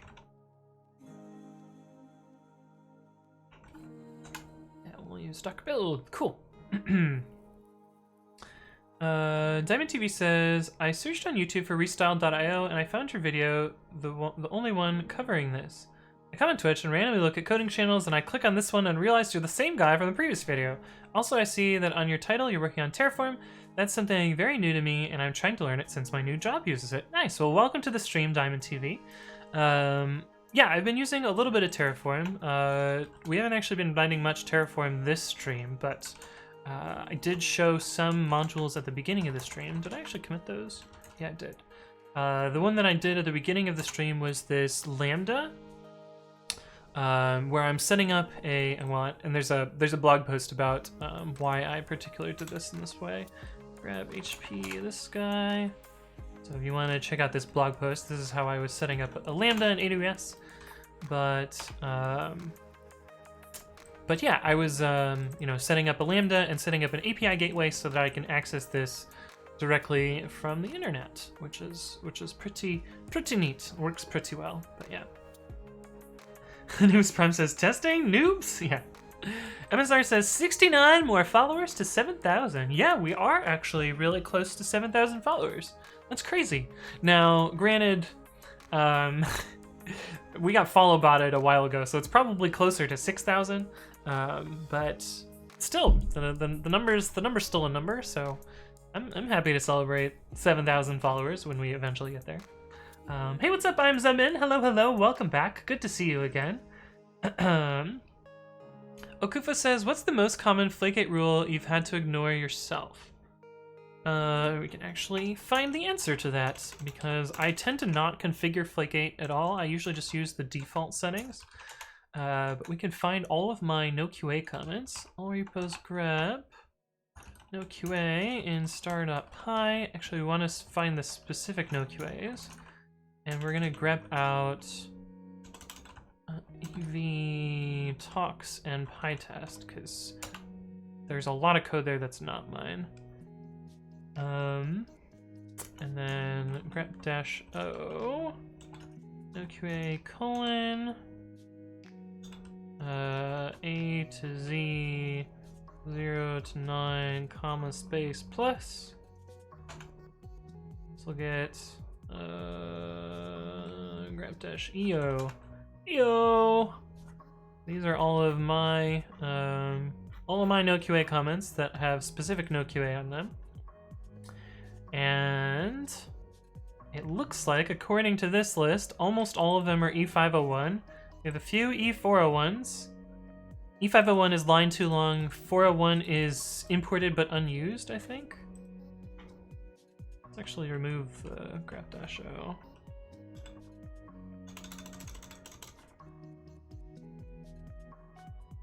I'm actually kind of interested in these ones. And the 4.7 ones. Oops. Put quotes around that. Yes, so this is ignoring a lambda. That makes sense. This is in a test, so that makes sense. This is also in a test. Yeah, these are all tests for my tool called YesQA. The idea behind YesQA is it takes a chunk of code that has no QA comments, and it makes sure that all of those comments are still valid. And so it'll remove the it'll remove no QA comments that aren't needed anymore. But yeah, for me, it's F501. That's the one that I ignore the most. I don't want give sub says, damn trackers everywhere. Where's their tracker? What are you talking about? Hamza M says, your typing skills blow my mind. I haven't even done a type racer this stream. You know, you guys want to see the I mean, we can do. Let's do one with chat. We'll do one with chat. So you guys can join this and type along with me, so you can see some real typing speed here. Hey, what's up, Funsalon? Thank you for the follow. Welcome to the stream. And Michaela's gonna kick my ass as usual. But yeah, let's do a little typing speed. Oh, this is gonna be a creepy one. Oh, nobody joined. We'll do another one after this.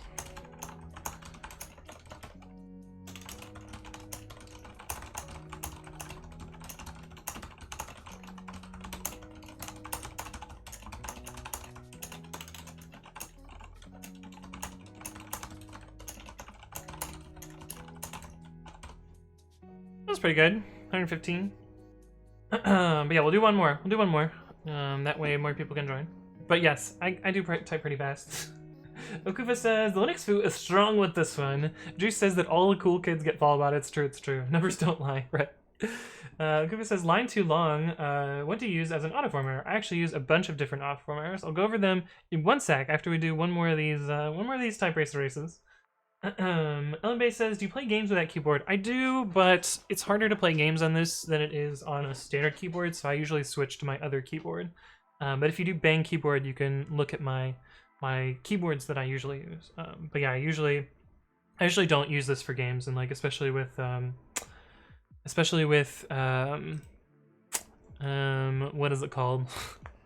Like Minecraft and stuff. Like using a standard keyboard is a lot easier than this. Well, especially like, you know, FPS games as well. But anyway, we got more people this time. This is good.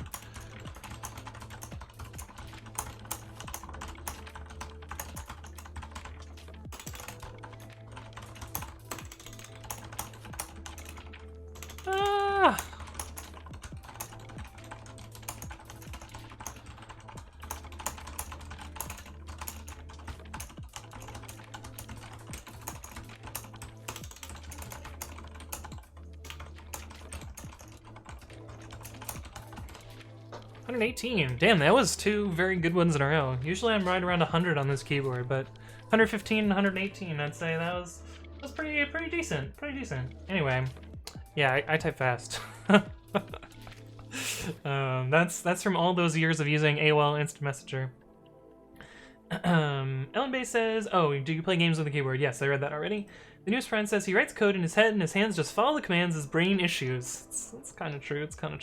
I'm Zubim says, is it just me or is it bug everyone that he uses his own text editor on the nano command? I mean, it bothers me too. But yeah, I currently have nano aliased to my own text editor. And this is because I've used nano for almost 8 years by now, or for now. Used a nano for 8 years. Until now. That was weird. But yeah. Retromore says, is that blue button new? It's not really a button. It's a desk fidget toy. It's not really new. But yeah, it spins. It's kind of cool. but purple hair is kind of new. The purple check mark on my channel is kind of new, but yeah, that's all that's really new. Everything else is basically the same.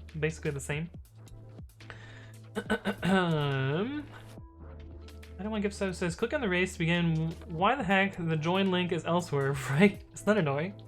Illumbase says, woot, second again, I should practice this. Hey, what's up, Metal Storm? Welcome back. Good to see you. Jake J24 says, my best is 66. Well, you're above average because I believe typing average speed is 45 words per minute. But yeah. Kufa says, I can't tell that your hair is purple in that lighting. Yeah, I gotta improve my lighting. If you look at this photo, it's a little bit more apparent that my hair is purple. But yeah, we dyed it as part of the 24-hour stream sub-incentives, so it's purple. It's pretty purple. We actually re-dyed it after this that made it even more purple, but you know, it's kind of hard. It's kind of hard to see on camera. It just looks like it's dark and black, but it's very purple. Very purple. Yeah, 45 is the average. I don't want GiveSev says, please fix the UX of this game. Yeah, the typing games are kind of fucking garbage. I wanted to improve those, but yeah. Oxcan even says, my typing accuracy is so bad. James Science says, type racer, let's go! Yeah, it was, we just ran some type racers. Middle Storm says, Aetherite's code, you might be a little higher than average on typing speed, but how about your reaction time? Oh boy.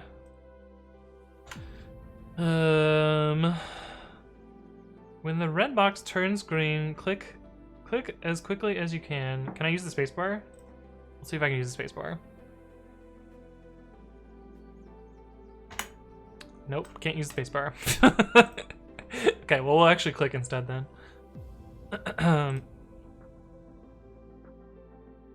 The first one's gonna throw it off though, isn't it?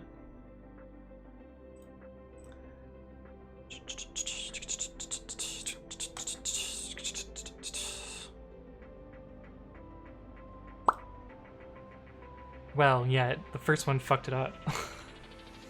But they were all like around 200 milliseconds, so I'd say that's pretty decent. Mio says, look at that picture, he's so rich he can afford a room with windows. Guys.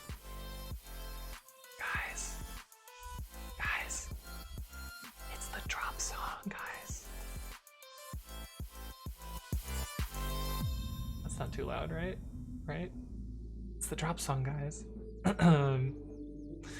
M says, why do you prefer this keyboard? I actually prefer my other keyboard, but I know the idea behind this keyboard is it's meant to be ergonomic, so like your hands are naturally at a position that's shoulder width apart, and you can't see it on screen, but it's actually angled up at a 15-degree angle, so my hands are, you know, at a natural position.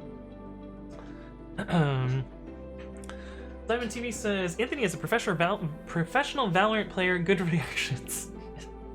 I don't play Valorant. I actually don't play any competitive games all that much, but I like more casual games personally, like, you know, Borderlands and you know, Pokemon. But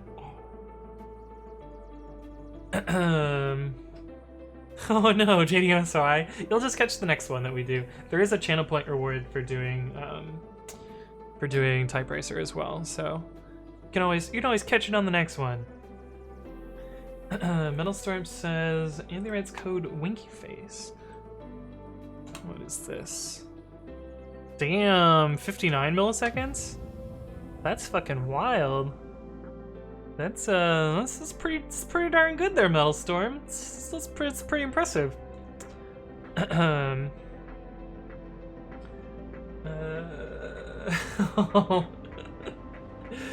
Miguel says everyone forgot about CS:GO after Valorant came out. Yeah, it's kind of true.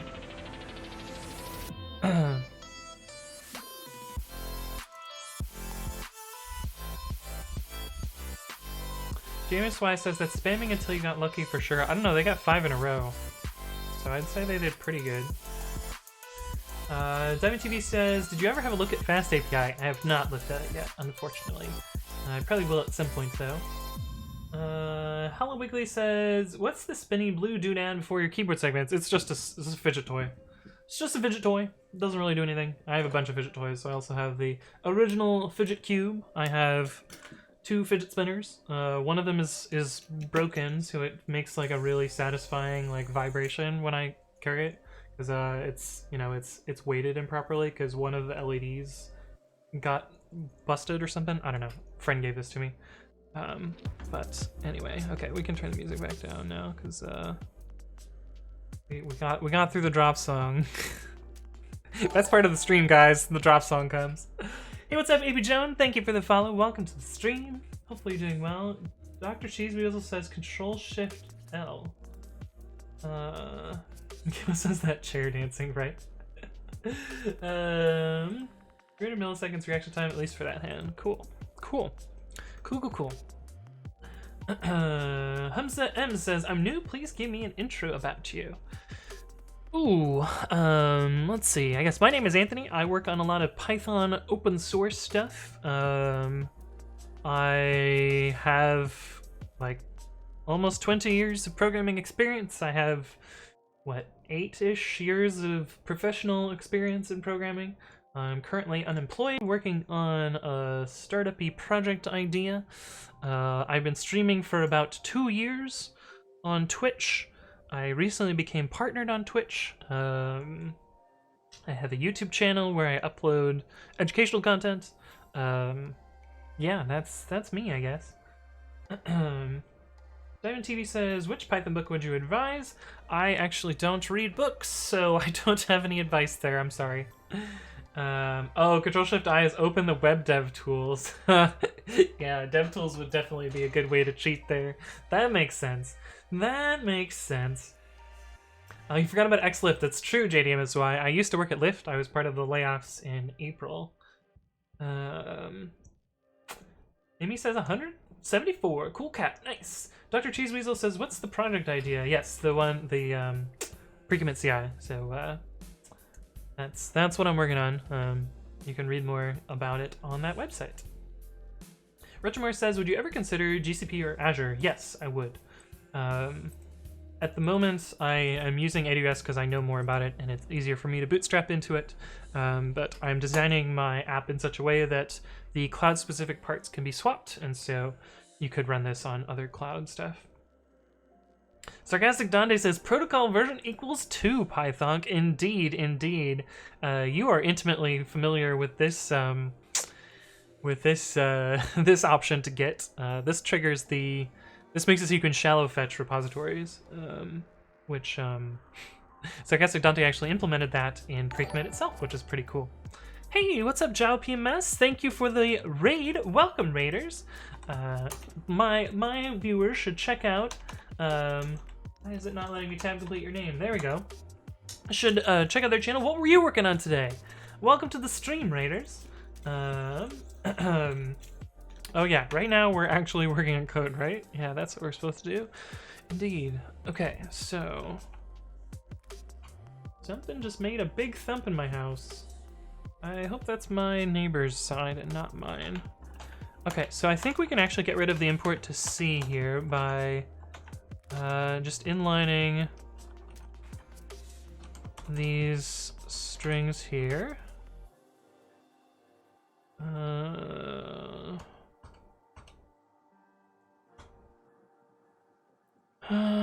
Yeah, we'll do that. What is dumper used for? Oh, we write out a configuration file, that makes sense. Manifest equals pre-commit hooks.yaml. These constants never actually change, so I can use them as a constant. Pre-commit config. I don't think I will ever change these constants here. I mean, famous last words, because at some point I might want to get rid of YAML and pick something else, but yeah. For now, you know, I'll cross that bridge when I get to it. There's no reason to over-constantize this. So we can change this with manifest, and we can change this with config. And then if we flakate this guy, my editor doesn't have flakate integrated yet, we can get rid of one of the imports. We've reduced the import by 1. Metalstorm says, another fun one for you. I broke my Git today. It's funny how it's a 404.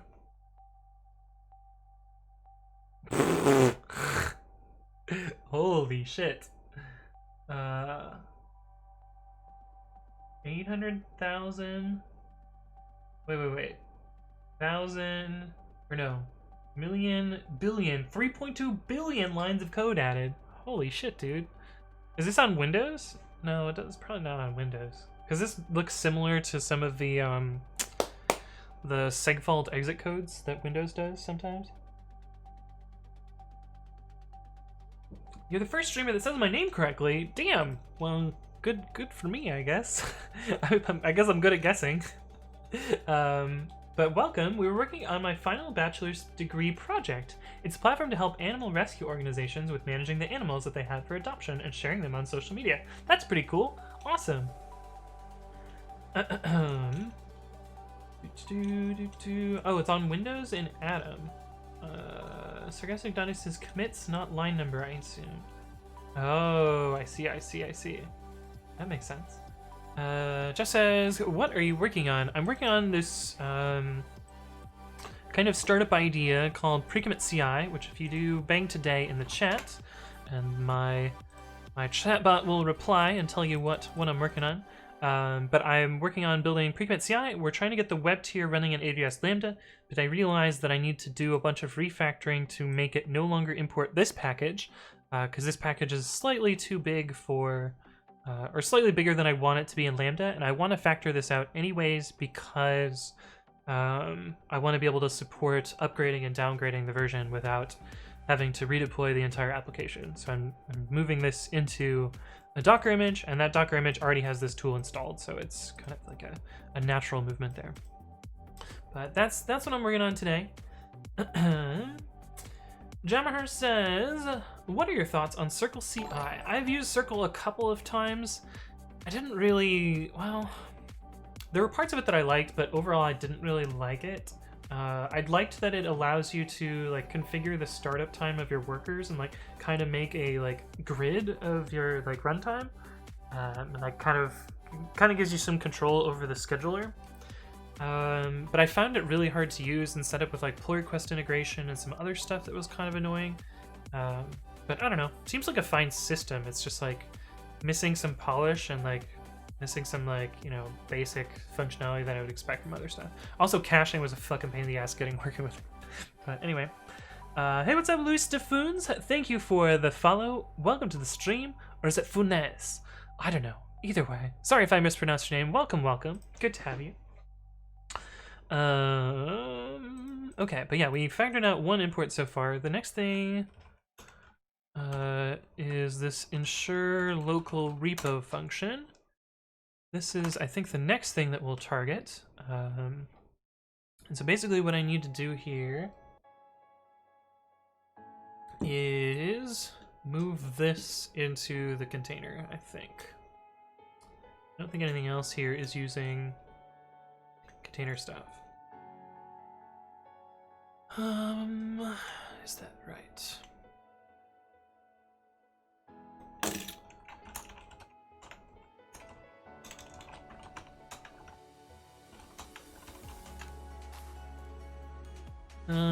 Yeah, so it's replicating this code here, right here.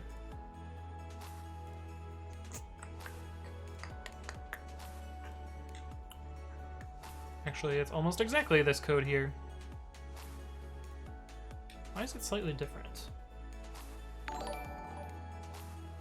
Hey, Tannenbiff, thank you for gifting 5 subs. Welcome, Octavius, Proggyhead for 2 months, Hakatos for 2 months, Murmader as well for 2 months, and oh lordy, thank you for the gift subs. Really appreciate that. Welcome back, Tannenbiff.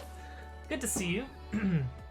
Tannenbiff says, I've been setting up airflows for ETL. So far, so good. Looking into building Docker images, so I'll be language independent. Nice. Docker is pretty nice. I'm pretty happy with what has kind of been, you know, created as a movement in software, and like, you know, containerizing stuff I think has been really good. It's definitely been a huge tool for me in you know, building development environments and working on stuff that would require, you know, spinning up full virtual machines and such. And yeah, Docker has been really great. But Yeah, welcome back. Good to see you again. Chazarot says, gotta move a couple of tons of stuff around. Literally, have a good day. Well, thanks for stopping by. I'll see you around. Juicebox Hero says, gotta go. Well, thanks for stopping by, Juice. I'll see you around. Retrimore says, is XXX standard notation in comments? Yeah. So it is somewhat standardized. This is the way I use it is this is a hack. And could be improved later, but you know, I know it's a hack, and so it's kind of like a specialized to-do comment that yeah, it's kind of like a specialized to-do comment that you can always, you know to look for those particular comments and track them down and fix them later. Recursive Chat says, what about me? What about you, Recursive Chat? Time to unbutton your shirt again. That's true. It's true. It's true. We got those subs, so we'll do some buttons for you guys there.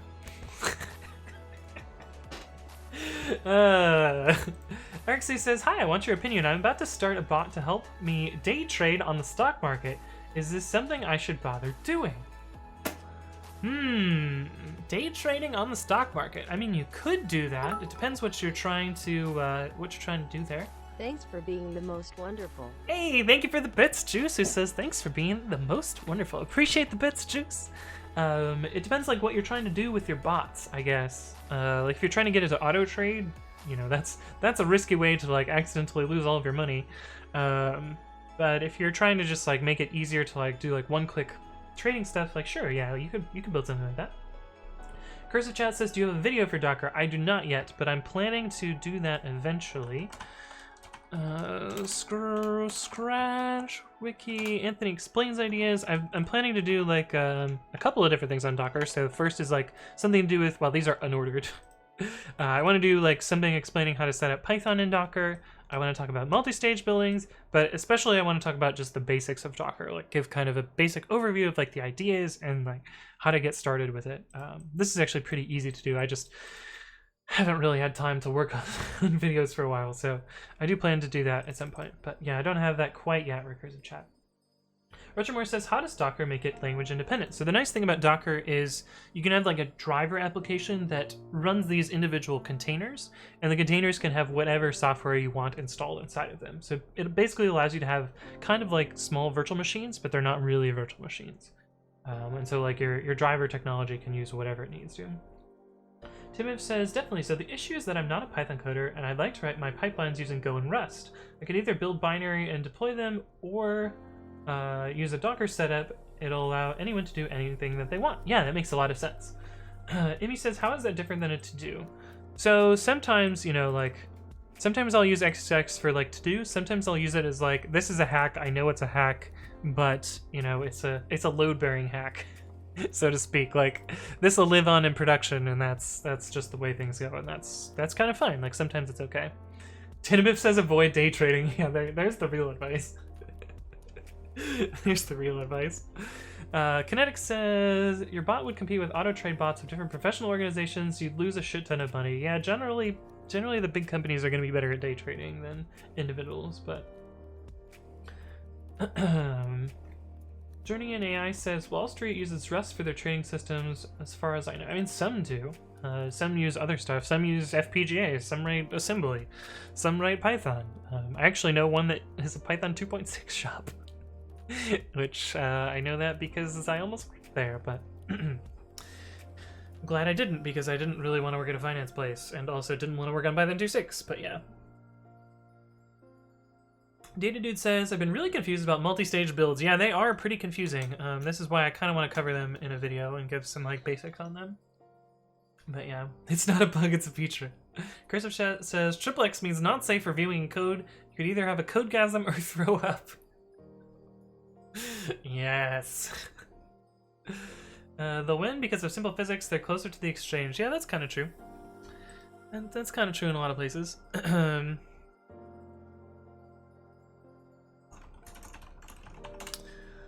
But yeah. Okay, so this is the next thing that we want to swap over.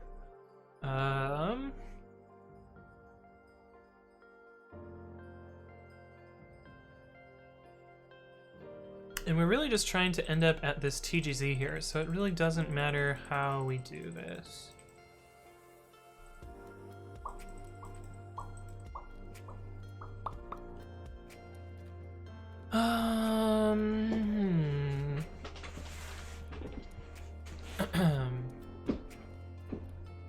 But I can do all of this inside the script here.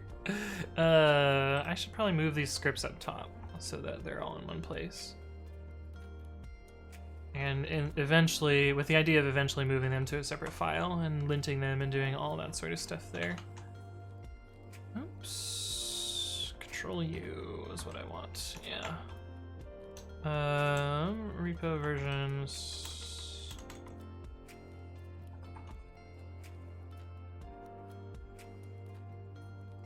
You know, we can actually write these out as scripts like that. Recursive chat means triple X means you must be a 10xer in order to understand this code, or a 3xer at least, right? People that get into day trading end up bad after they lose everything. I know a lot of people who went this way trying to beat the market, and all they've accomplished is destroy their financial integrity and family. Yeah, I've seen a lot of that. I mean, there's no problem putting $100 here and there. It won't hurt, but could get ugly. Yes. I agree with that.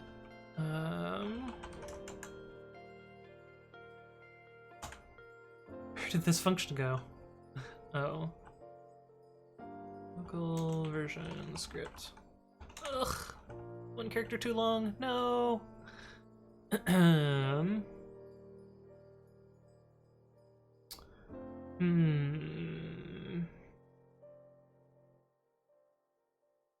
I guess we can replace script with pi. Uh-oh. So we call it script. Yeah, we'll do that. Okay, so now we need to do sure local repo. We need to do this chunk of code here. And probably just this entire chunk of code. Which means we need subprocess, we need store, we need os.path, we need resource text. And I think that's it. Hey, what's up, RKJ? Hello, hello. Welcome back. Amy says that was almost petty. Yeah, I do a lot of like kind of petty things to shorten function names just so they'll fit on a line. But yeah. But yeah. Hello, RKJ. As always, can't stay long today. Well, that's fine. I'm glad you stopped by. The Animus Prime says, "What do you use the Babby currency tokens on? Can I get my own emoji?" Yeah, so most of the unlocks, the only like interesting unlocks are, well, the only custom unlocks for this channel are the ones that set the MOTD. You can also unlock an emote temporarily for my channel, and you can play Type Racer, and you can trigger a 12-hour stream. Those are the channel points rewards. Also, the MOTD one will show up in chat here, and then you can run this command, MOTD, and it'll spit out whatever somebody had stored in there. This was just kind of like a fun little thing to do with the chatbot. Hey, what's up, Journey and AI? Thank you for the follow. Welcome to the stream. Hopefully you're doing well. Diamond TV says, "You're on another level now. You have a new fan. Awesome. Well, I'm glad you appreciate my content, and happy you're here." Well, yeah, and if you want to check out the code for the bot, it all sits on GitHub, and so you can check that out there as well. But this is what drives all that.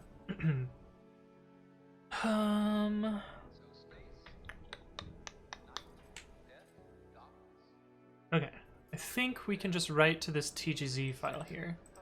So, and we can also write to this tempter. Yeah, let's just do that. And we can do all this initialization inside here. So subprocess.check call admin run rm what?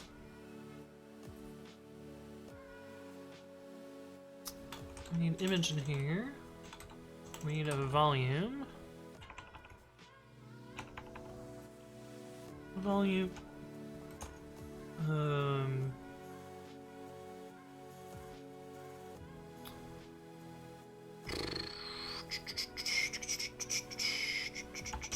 We want a volume from tempter to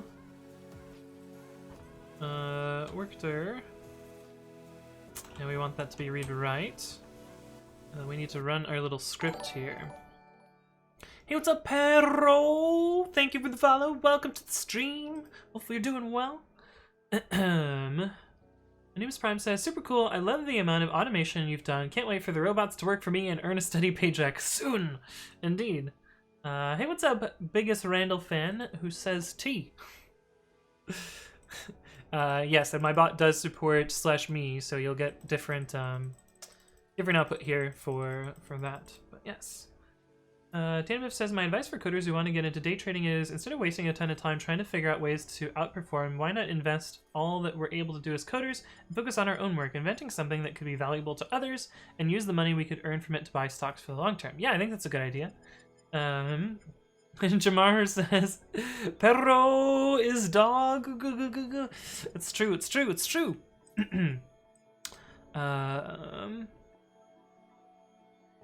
Or butt. Yes, or butt. How do I want to do this?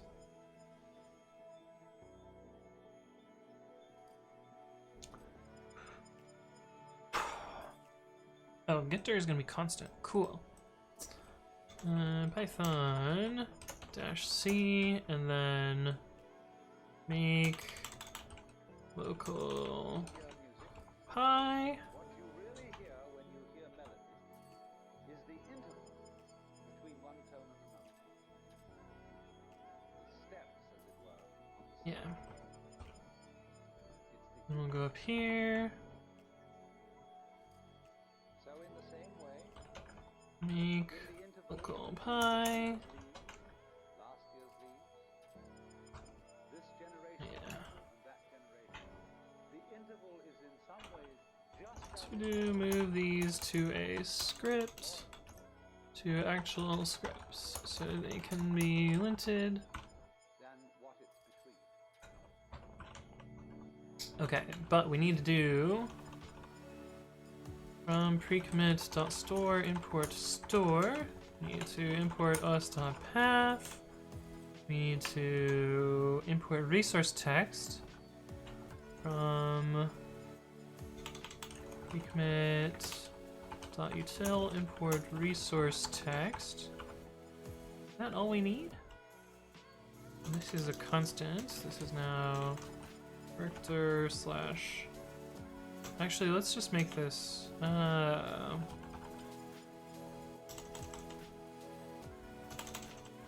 Make this constant like that.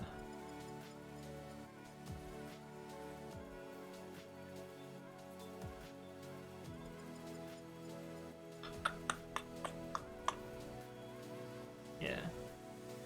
I think that'll work.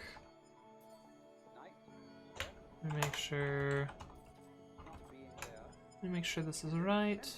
No, it's get, not getter.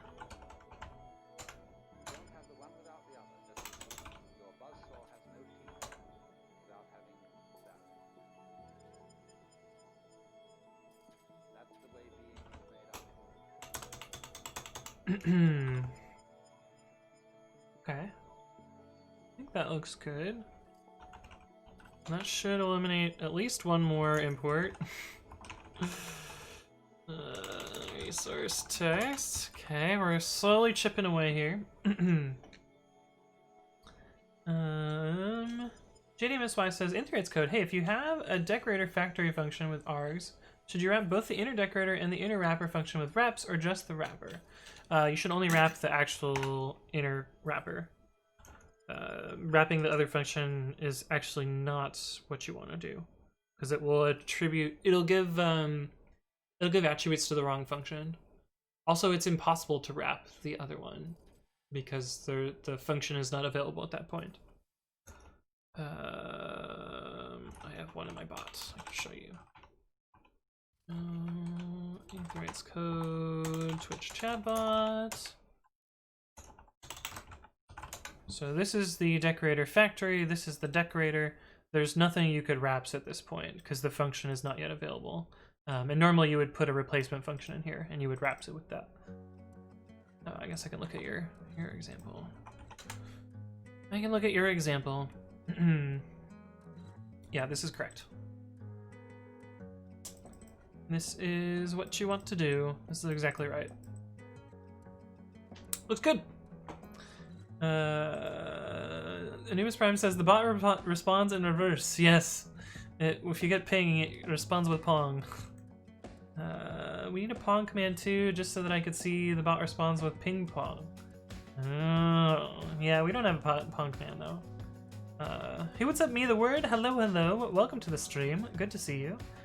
You can send pull requests if you want. The bot is on GitHub. I guess you cannot wrap the Decorator as it's out of the function scope anyway. Yes, indeed. Yep, your code's good. Your code is good. Okay, so now that we've changed this, let's see. I think this ensure local repo no longer accesses any of the pre-commit constants. So yeah, this function is now cleaned.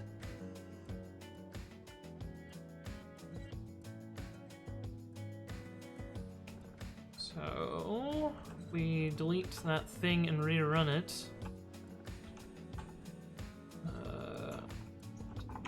.clite and store, and we -m. This guy should build, and hopefully it will run properly.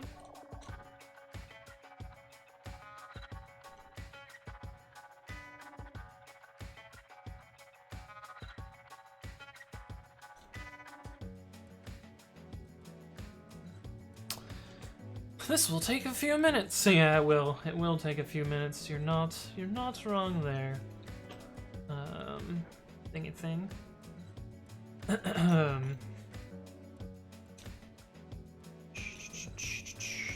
But hopefully it'll succeed. I think it. Oh, this is where it would have failed. This is where it might fail. This is right here. But I think it should be fine, and that should run it, and hopefully the local repo will succeed. Hey, it did. So there's 2 local repos here. Okay, so that's good so far. But that's the easy part. Now I get to the hard part.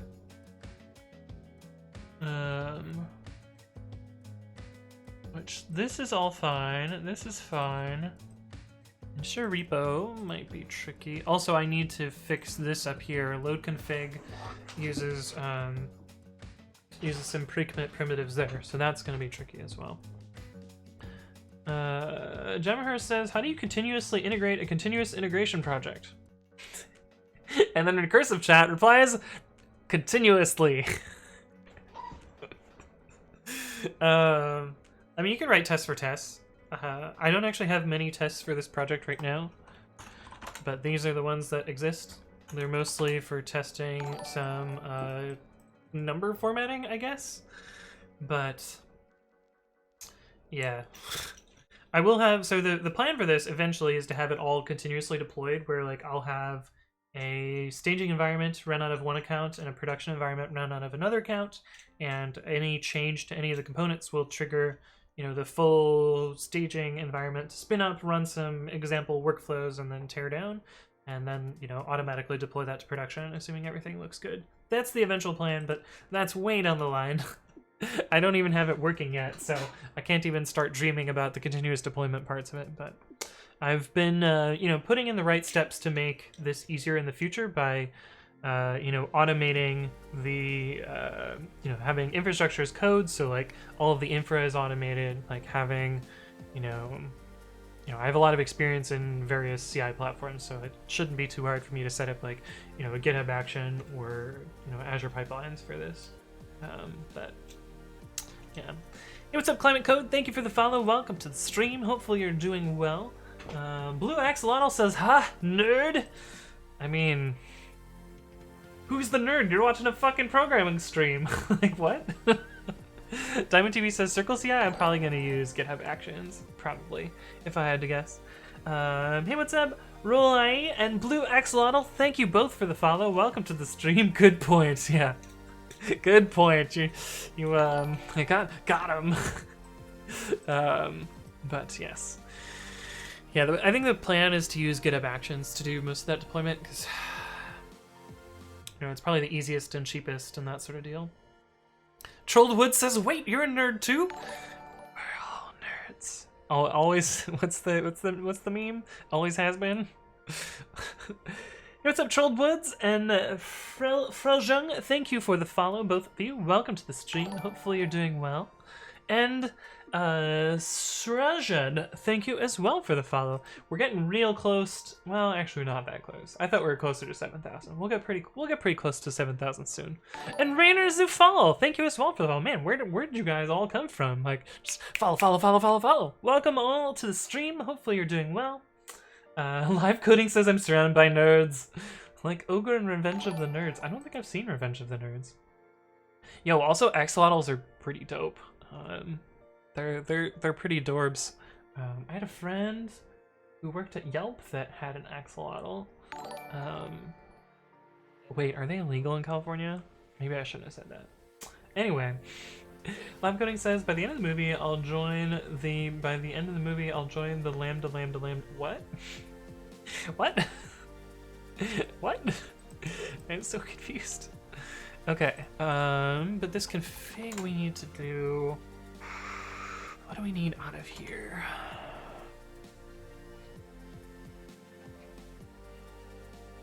Well, this will all happen in the containers. Oh.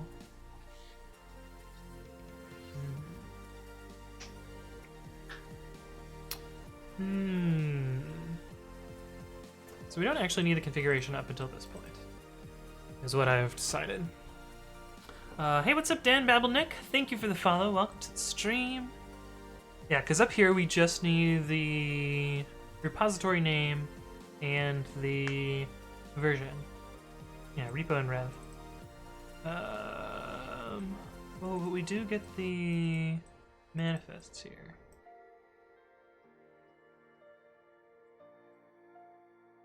We do get the manifests here. Oh, actually, I think loading the config doesn't actually default anything. How does my own software work? Pre-commit, client lib, load config. Oops, no. Config schema. Is this the no defaults thing? Oh no, this has defaults. It's manifest that has no defaults, because manifest is getting splatted on top of. That's right?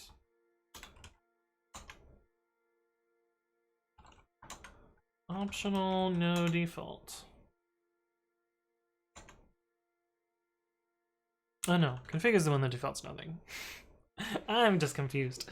But yeah, this actually probably does some minimal defaulting, but probably not stuff that's important, so that's fine.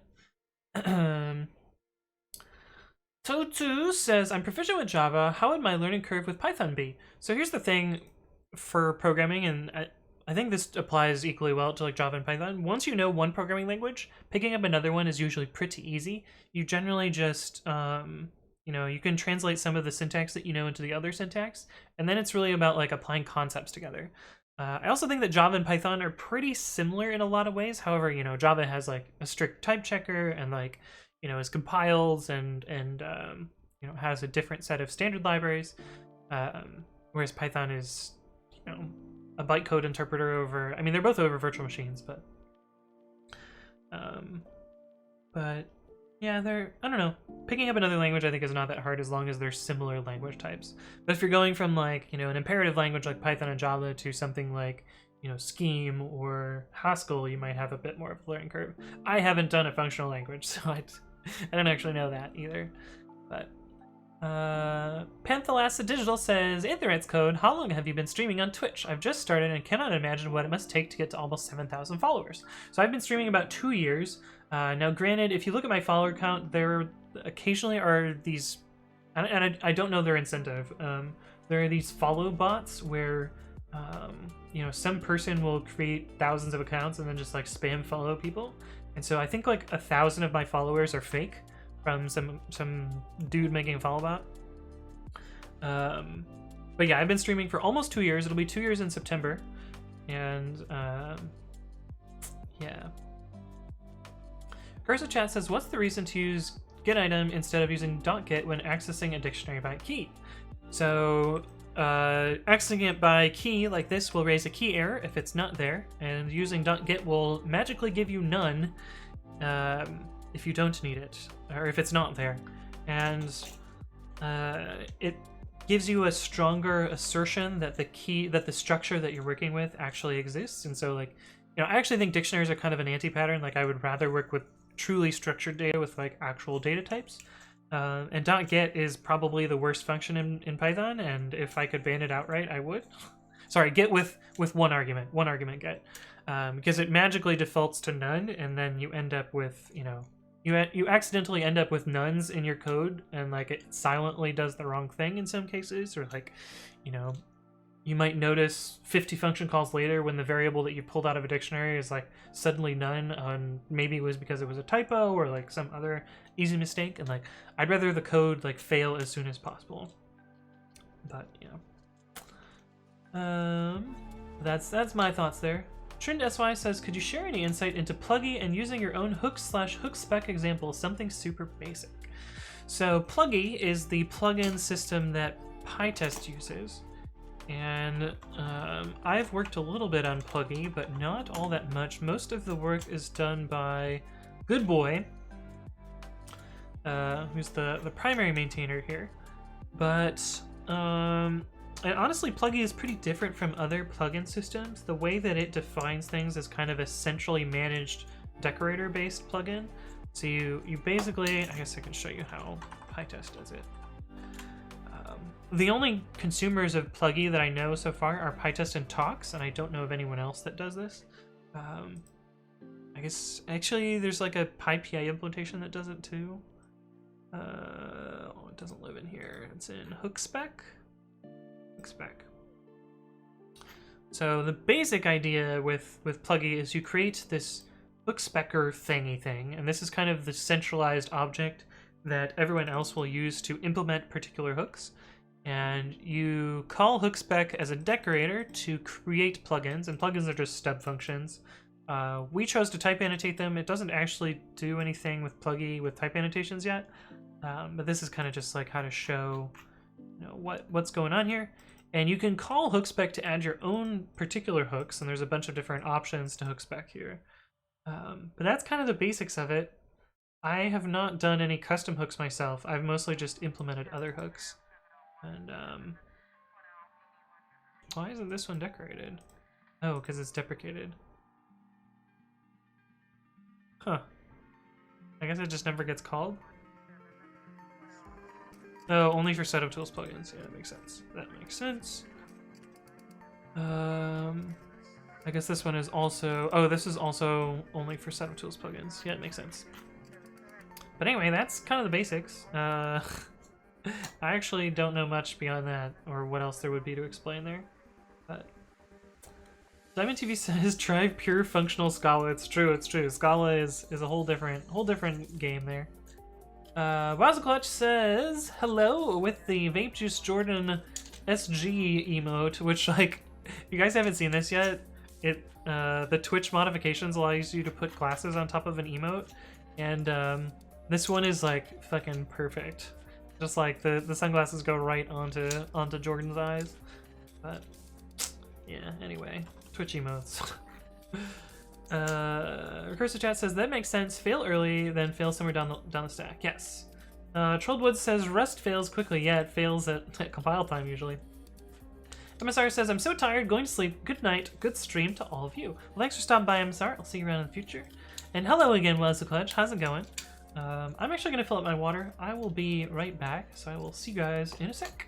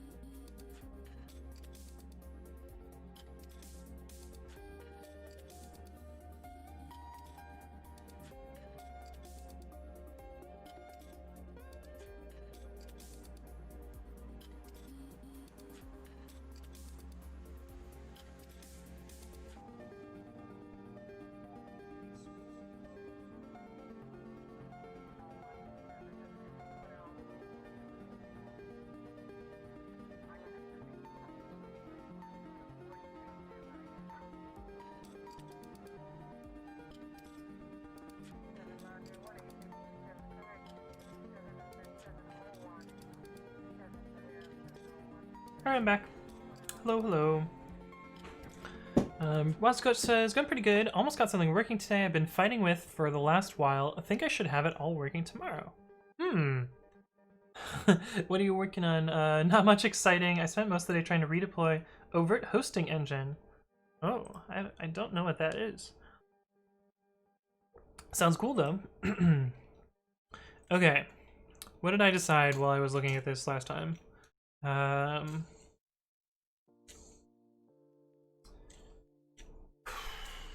We need to... what? This part is all handled, I think, so far.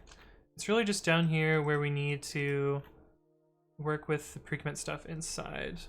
And I think I can change this load config with the just YAML loading directly. Load config. Yeah, because this is just loading the schema. What does the config schema do? We only care about the repositories in here, so we don't actually care about the rest of this information. Just fine. That's good.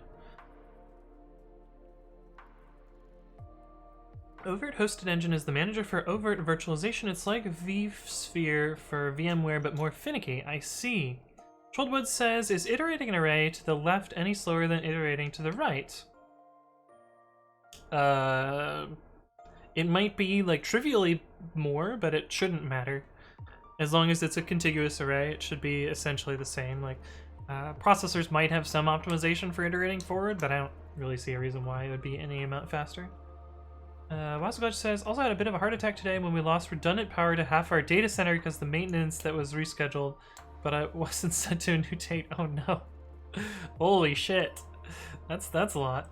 But yeah, no, Trollwoods, that should be fine. There was actually a time in writing JavaScript where the recommendation was to always iterate backwards, and the reason for that was super dumb. Like you would write for loops like this. I know, using var. This is old school JavaScript. You would write them like this.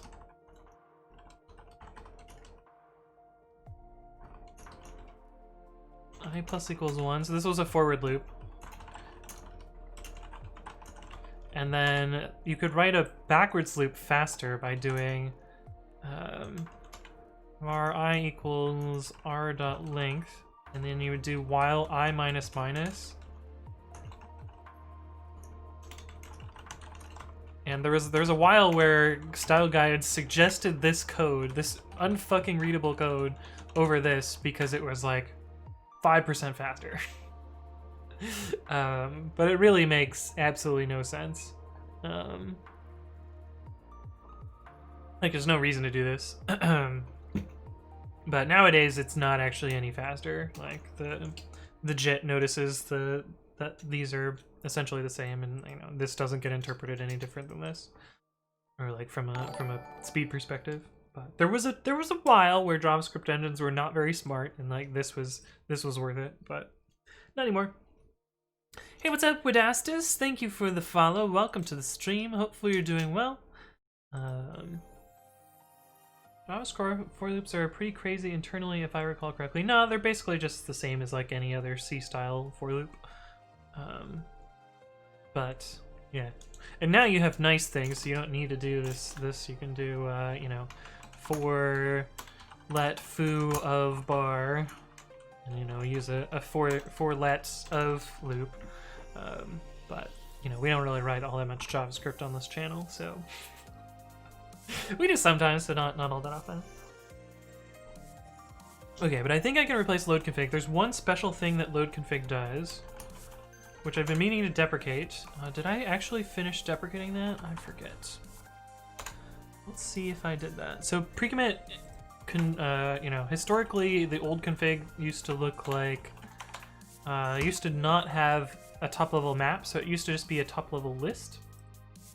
But we changed to a top-level map in pre-commit 1.0, I think, and this allowed me to implement a bunch of different features that would have been basically impossible or really verbose without a top level. But pre-commit still currently supports the old level version because I didn't deprecate it at the time, even though it's been how long since 1.0? 1.0.0.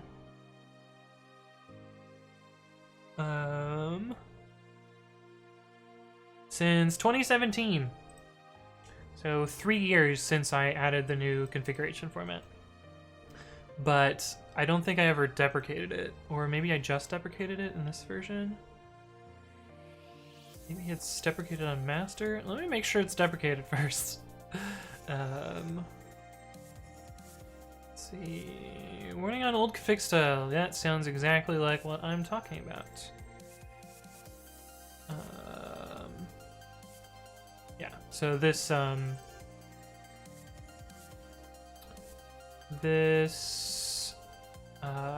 adds a warning when you load a config in the old format. So if I get rid of this and I do pre-commit run flake8, for instance, and you get this nice warning which says normalizing pre-commit configuration to a top-level map. Support for top-level list will be removed in a future version.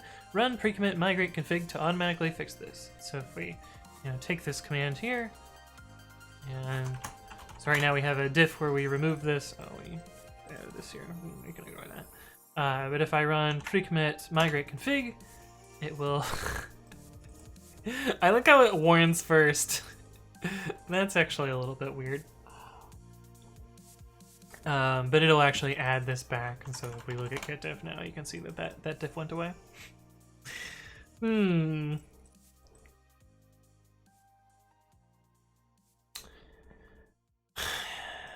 Sometimes I'm a bit of a perfectionist, and I'm like, this is shitty, I should fix this, but at the same time, it's entirely temporary, and it's entirely cosmetic, and it does actually do the thing, so I don't know.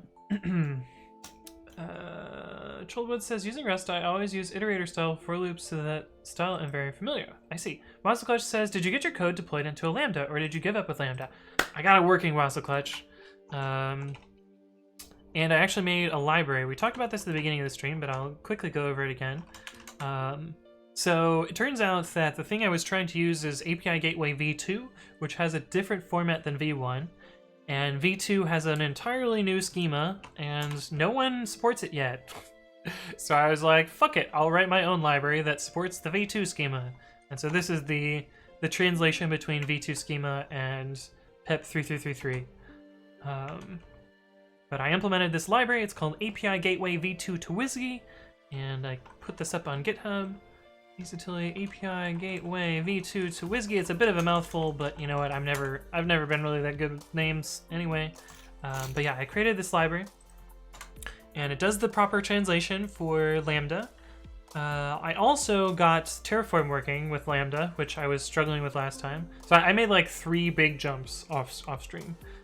So one was figuring out how to provision a Lambda with a dummy set of code and then deploy it separately, because I didn't want Terraform to be my deployment mechanism.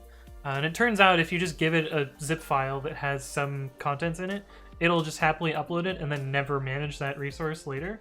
So you can kind of just like trick Terraform that way. So that was the first jump. The second jump was figuring out how to get API Gateway to invoke my Lambda. And fortunately, I found a blog post that talked about that, so I got that working.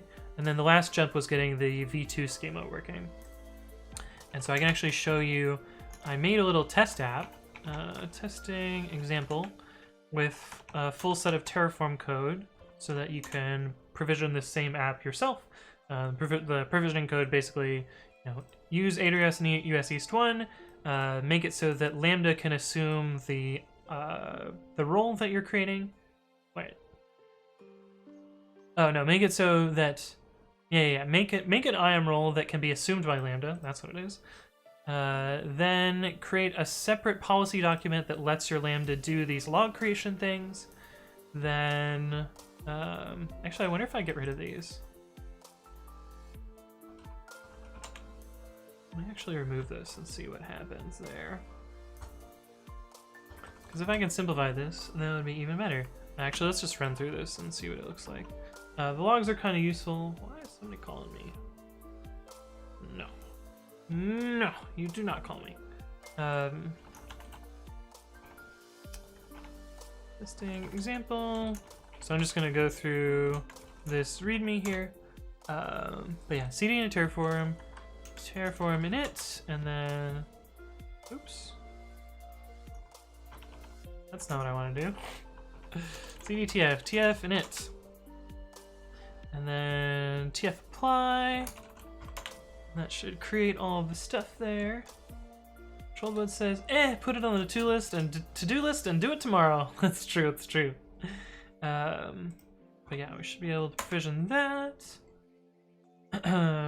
Journey and AI says, doing AWS Cloud Cert exam next week, busy with all the security stuff. Also, damn, AWS has a lot of abbreviations. Yeah, there's so many. There's so many.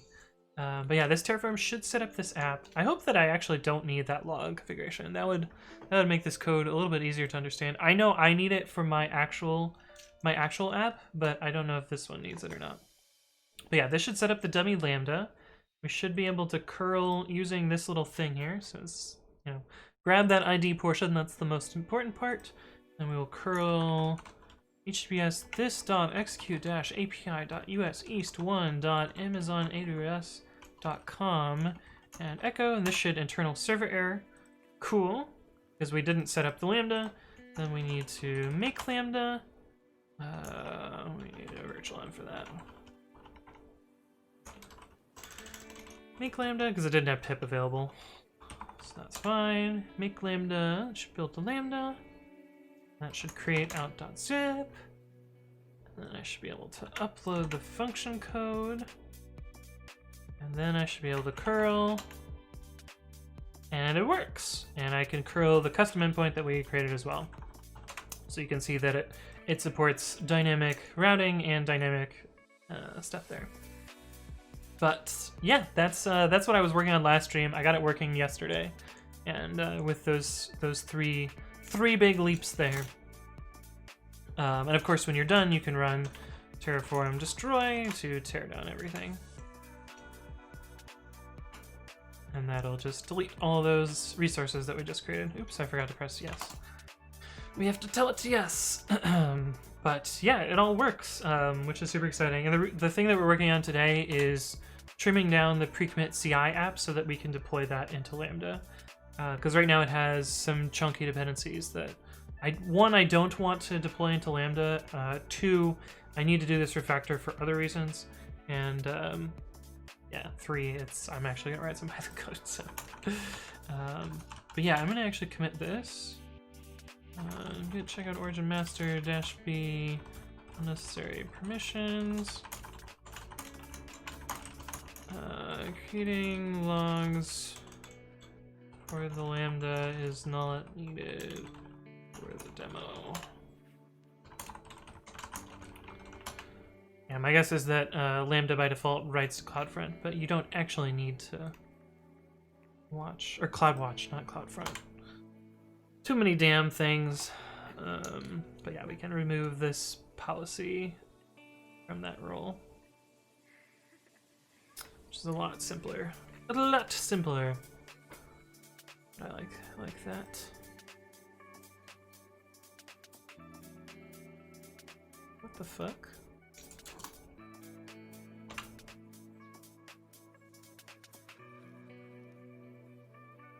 Future F strings version 1.2.0. Why?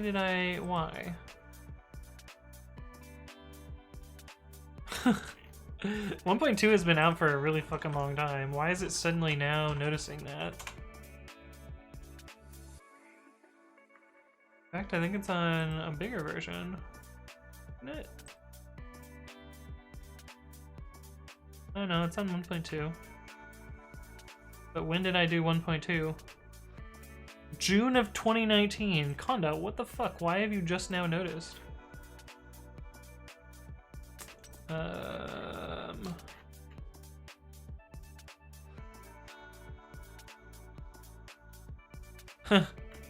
It got rid of 327. Interesting. Oh wait, why was... What the fuck? I guess Conda is removing 2.7 support. That's what's actually happening here.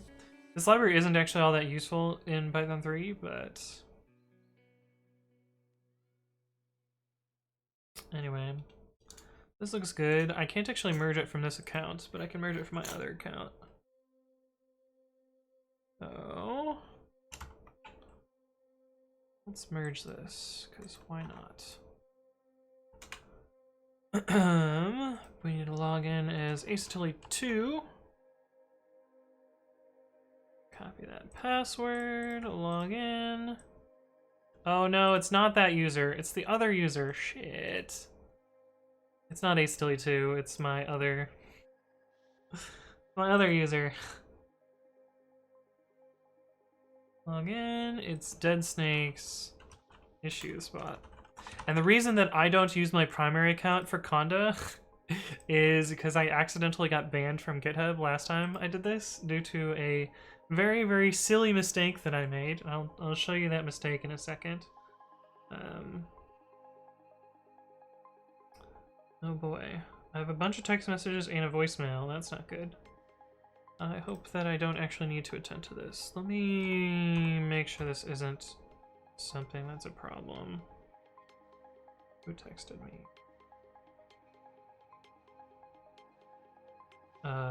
What? I don't have any text messages. I do have a voicemail though. Confused about that. But anyway, I can approve this and merge this. But the reason that I have a separate account is... oh, this is a long ass story. Anyway, let's just merge this. So, we'll just look at this repo that I think has some explanation of it. But anyway, oh yeah. So, well, my previous employer, when I worked at Lyft, they used GitHub to manage their repositories, and they had, several thousand repositories on GitHub, and I didn't want to watch any of those repositories because I didn't want to get email notifications for them.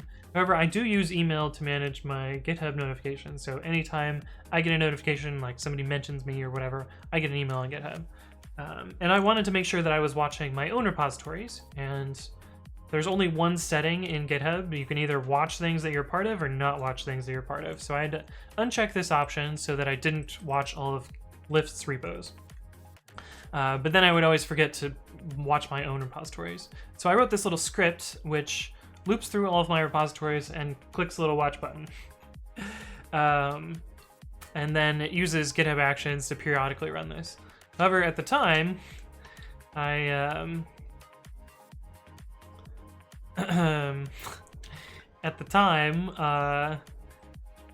didn't have an exclude list for Conda Forge, and somebody added me to Conda Forge in the middle of the night.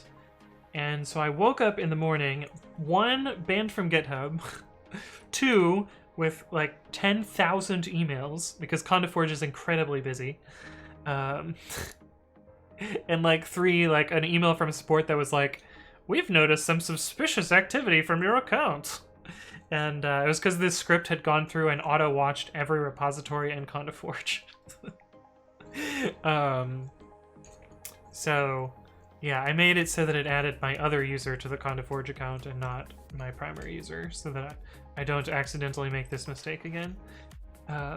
But fortunately, they unbanned me, and like I wrote another script to unfollow all of the Conda Forge repos, and so I got out of that rabbit hole. But that was a fun morning. Also, because I was banned from GitHub, I couldn't do work at work that day. So yeah, it was a little bit of a mess. But I don't know, it was kind of my own fault to some extent. But yeah. Wazza Clutch says Lambda's pretty slick once you get it going. Yeah, I was actually pretty impressed with what I got working, so I'm pretty cool with that. ABC Leering says, did you self-learn? Yes, I would consider most of my learning self-taught. I did go to school for computer science. However, I've been writing code since I was about 10 years old, working on my own projects and stuff. And so, yeah, I would say that I'm self-taught. XJet says, wait, you can get banned on GitHub? Yes, you can get banned on GitHub. This one, they just banned it because it looked like a bot. And, yeah. Also, hello, welcome to the stream. 69 Operator says, how old are you? I turned 29 in the beginning of July. Anthony is a bot. He's a Twitch bot too. It's true, it's true. You are watching pre-recorded content. But anyway, I don't know why I didn't get an email for merging this. Oh, because I merged it. Duh. Yeah, that makes sense. That makes sense. But anyway, that's my story about Conda Forge.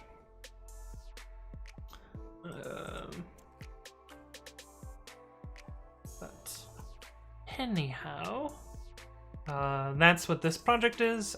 We did get this working, or I got this working offline, so pretty bummed about that. Okay, and we were checking if the warning is there. It is there, but I still need to support the old config style for pre-commit.ci, so that's a thing.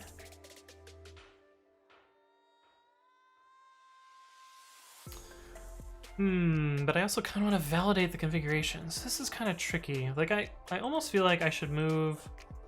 Where is it?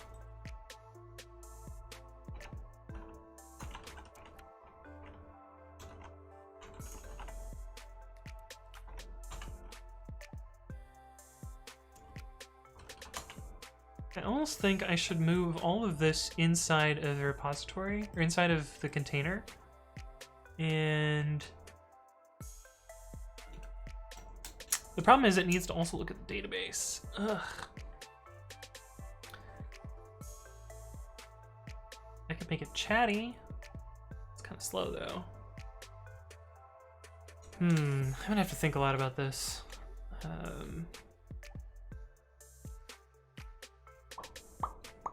This install part is going to be really tricky though, because I need to actually invoke a bunch of internal pre-commit code here, like this here. This pre-commit internals. And this actually isn't that bad though. I've moved most of this inside here, so maybe it's not the worst. I don't know. Hey, what's up, Slap Salami? Thank you for the follow. Welcome to the stream. Hopefully you're doing well. Let's see. I've been streaming for 3 hours today. Am I at a stopping point? Not really. Kind of in the middle of this. Let's see if we can do just like one more thing. What do we use hooks for here?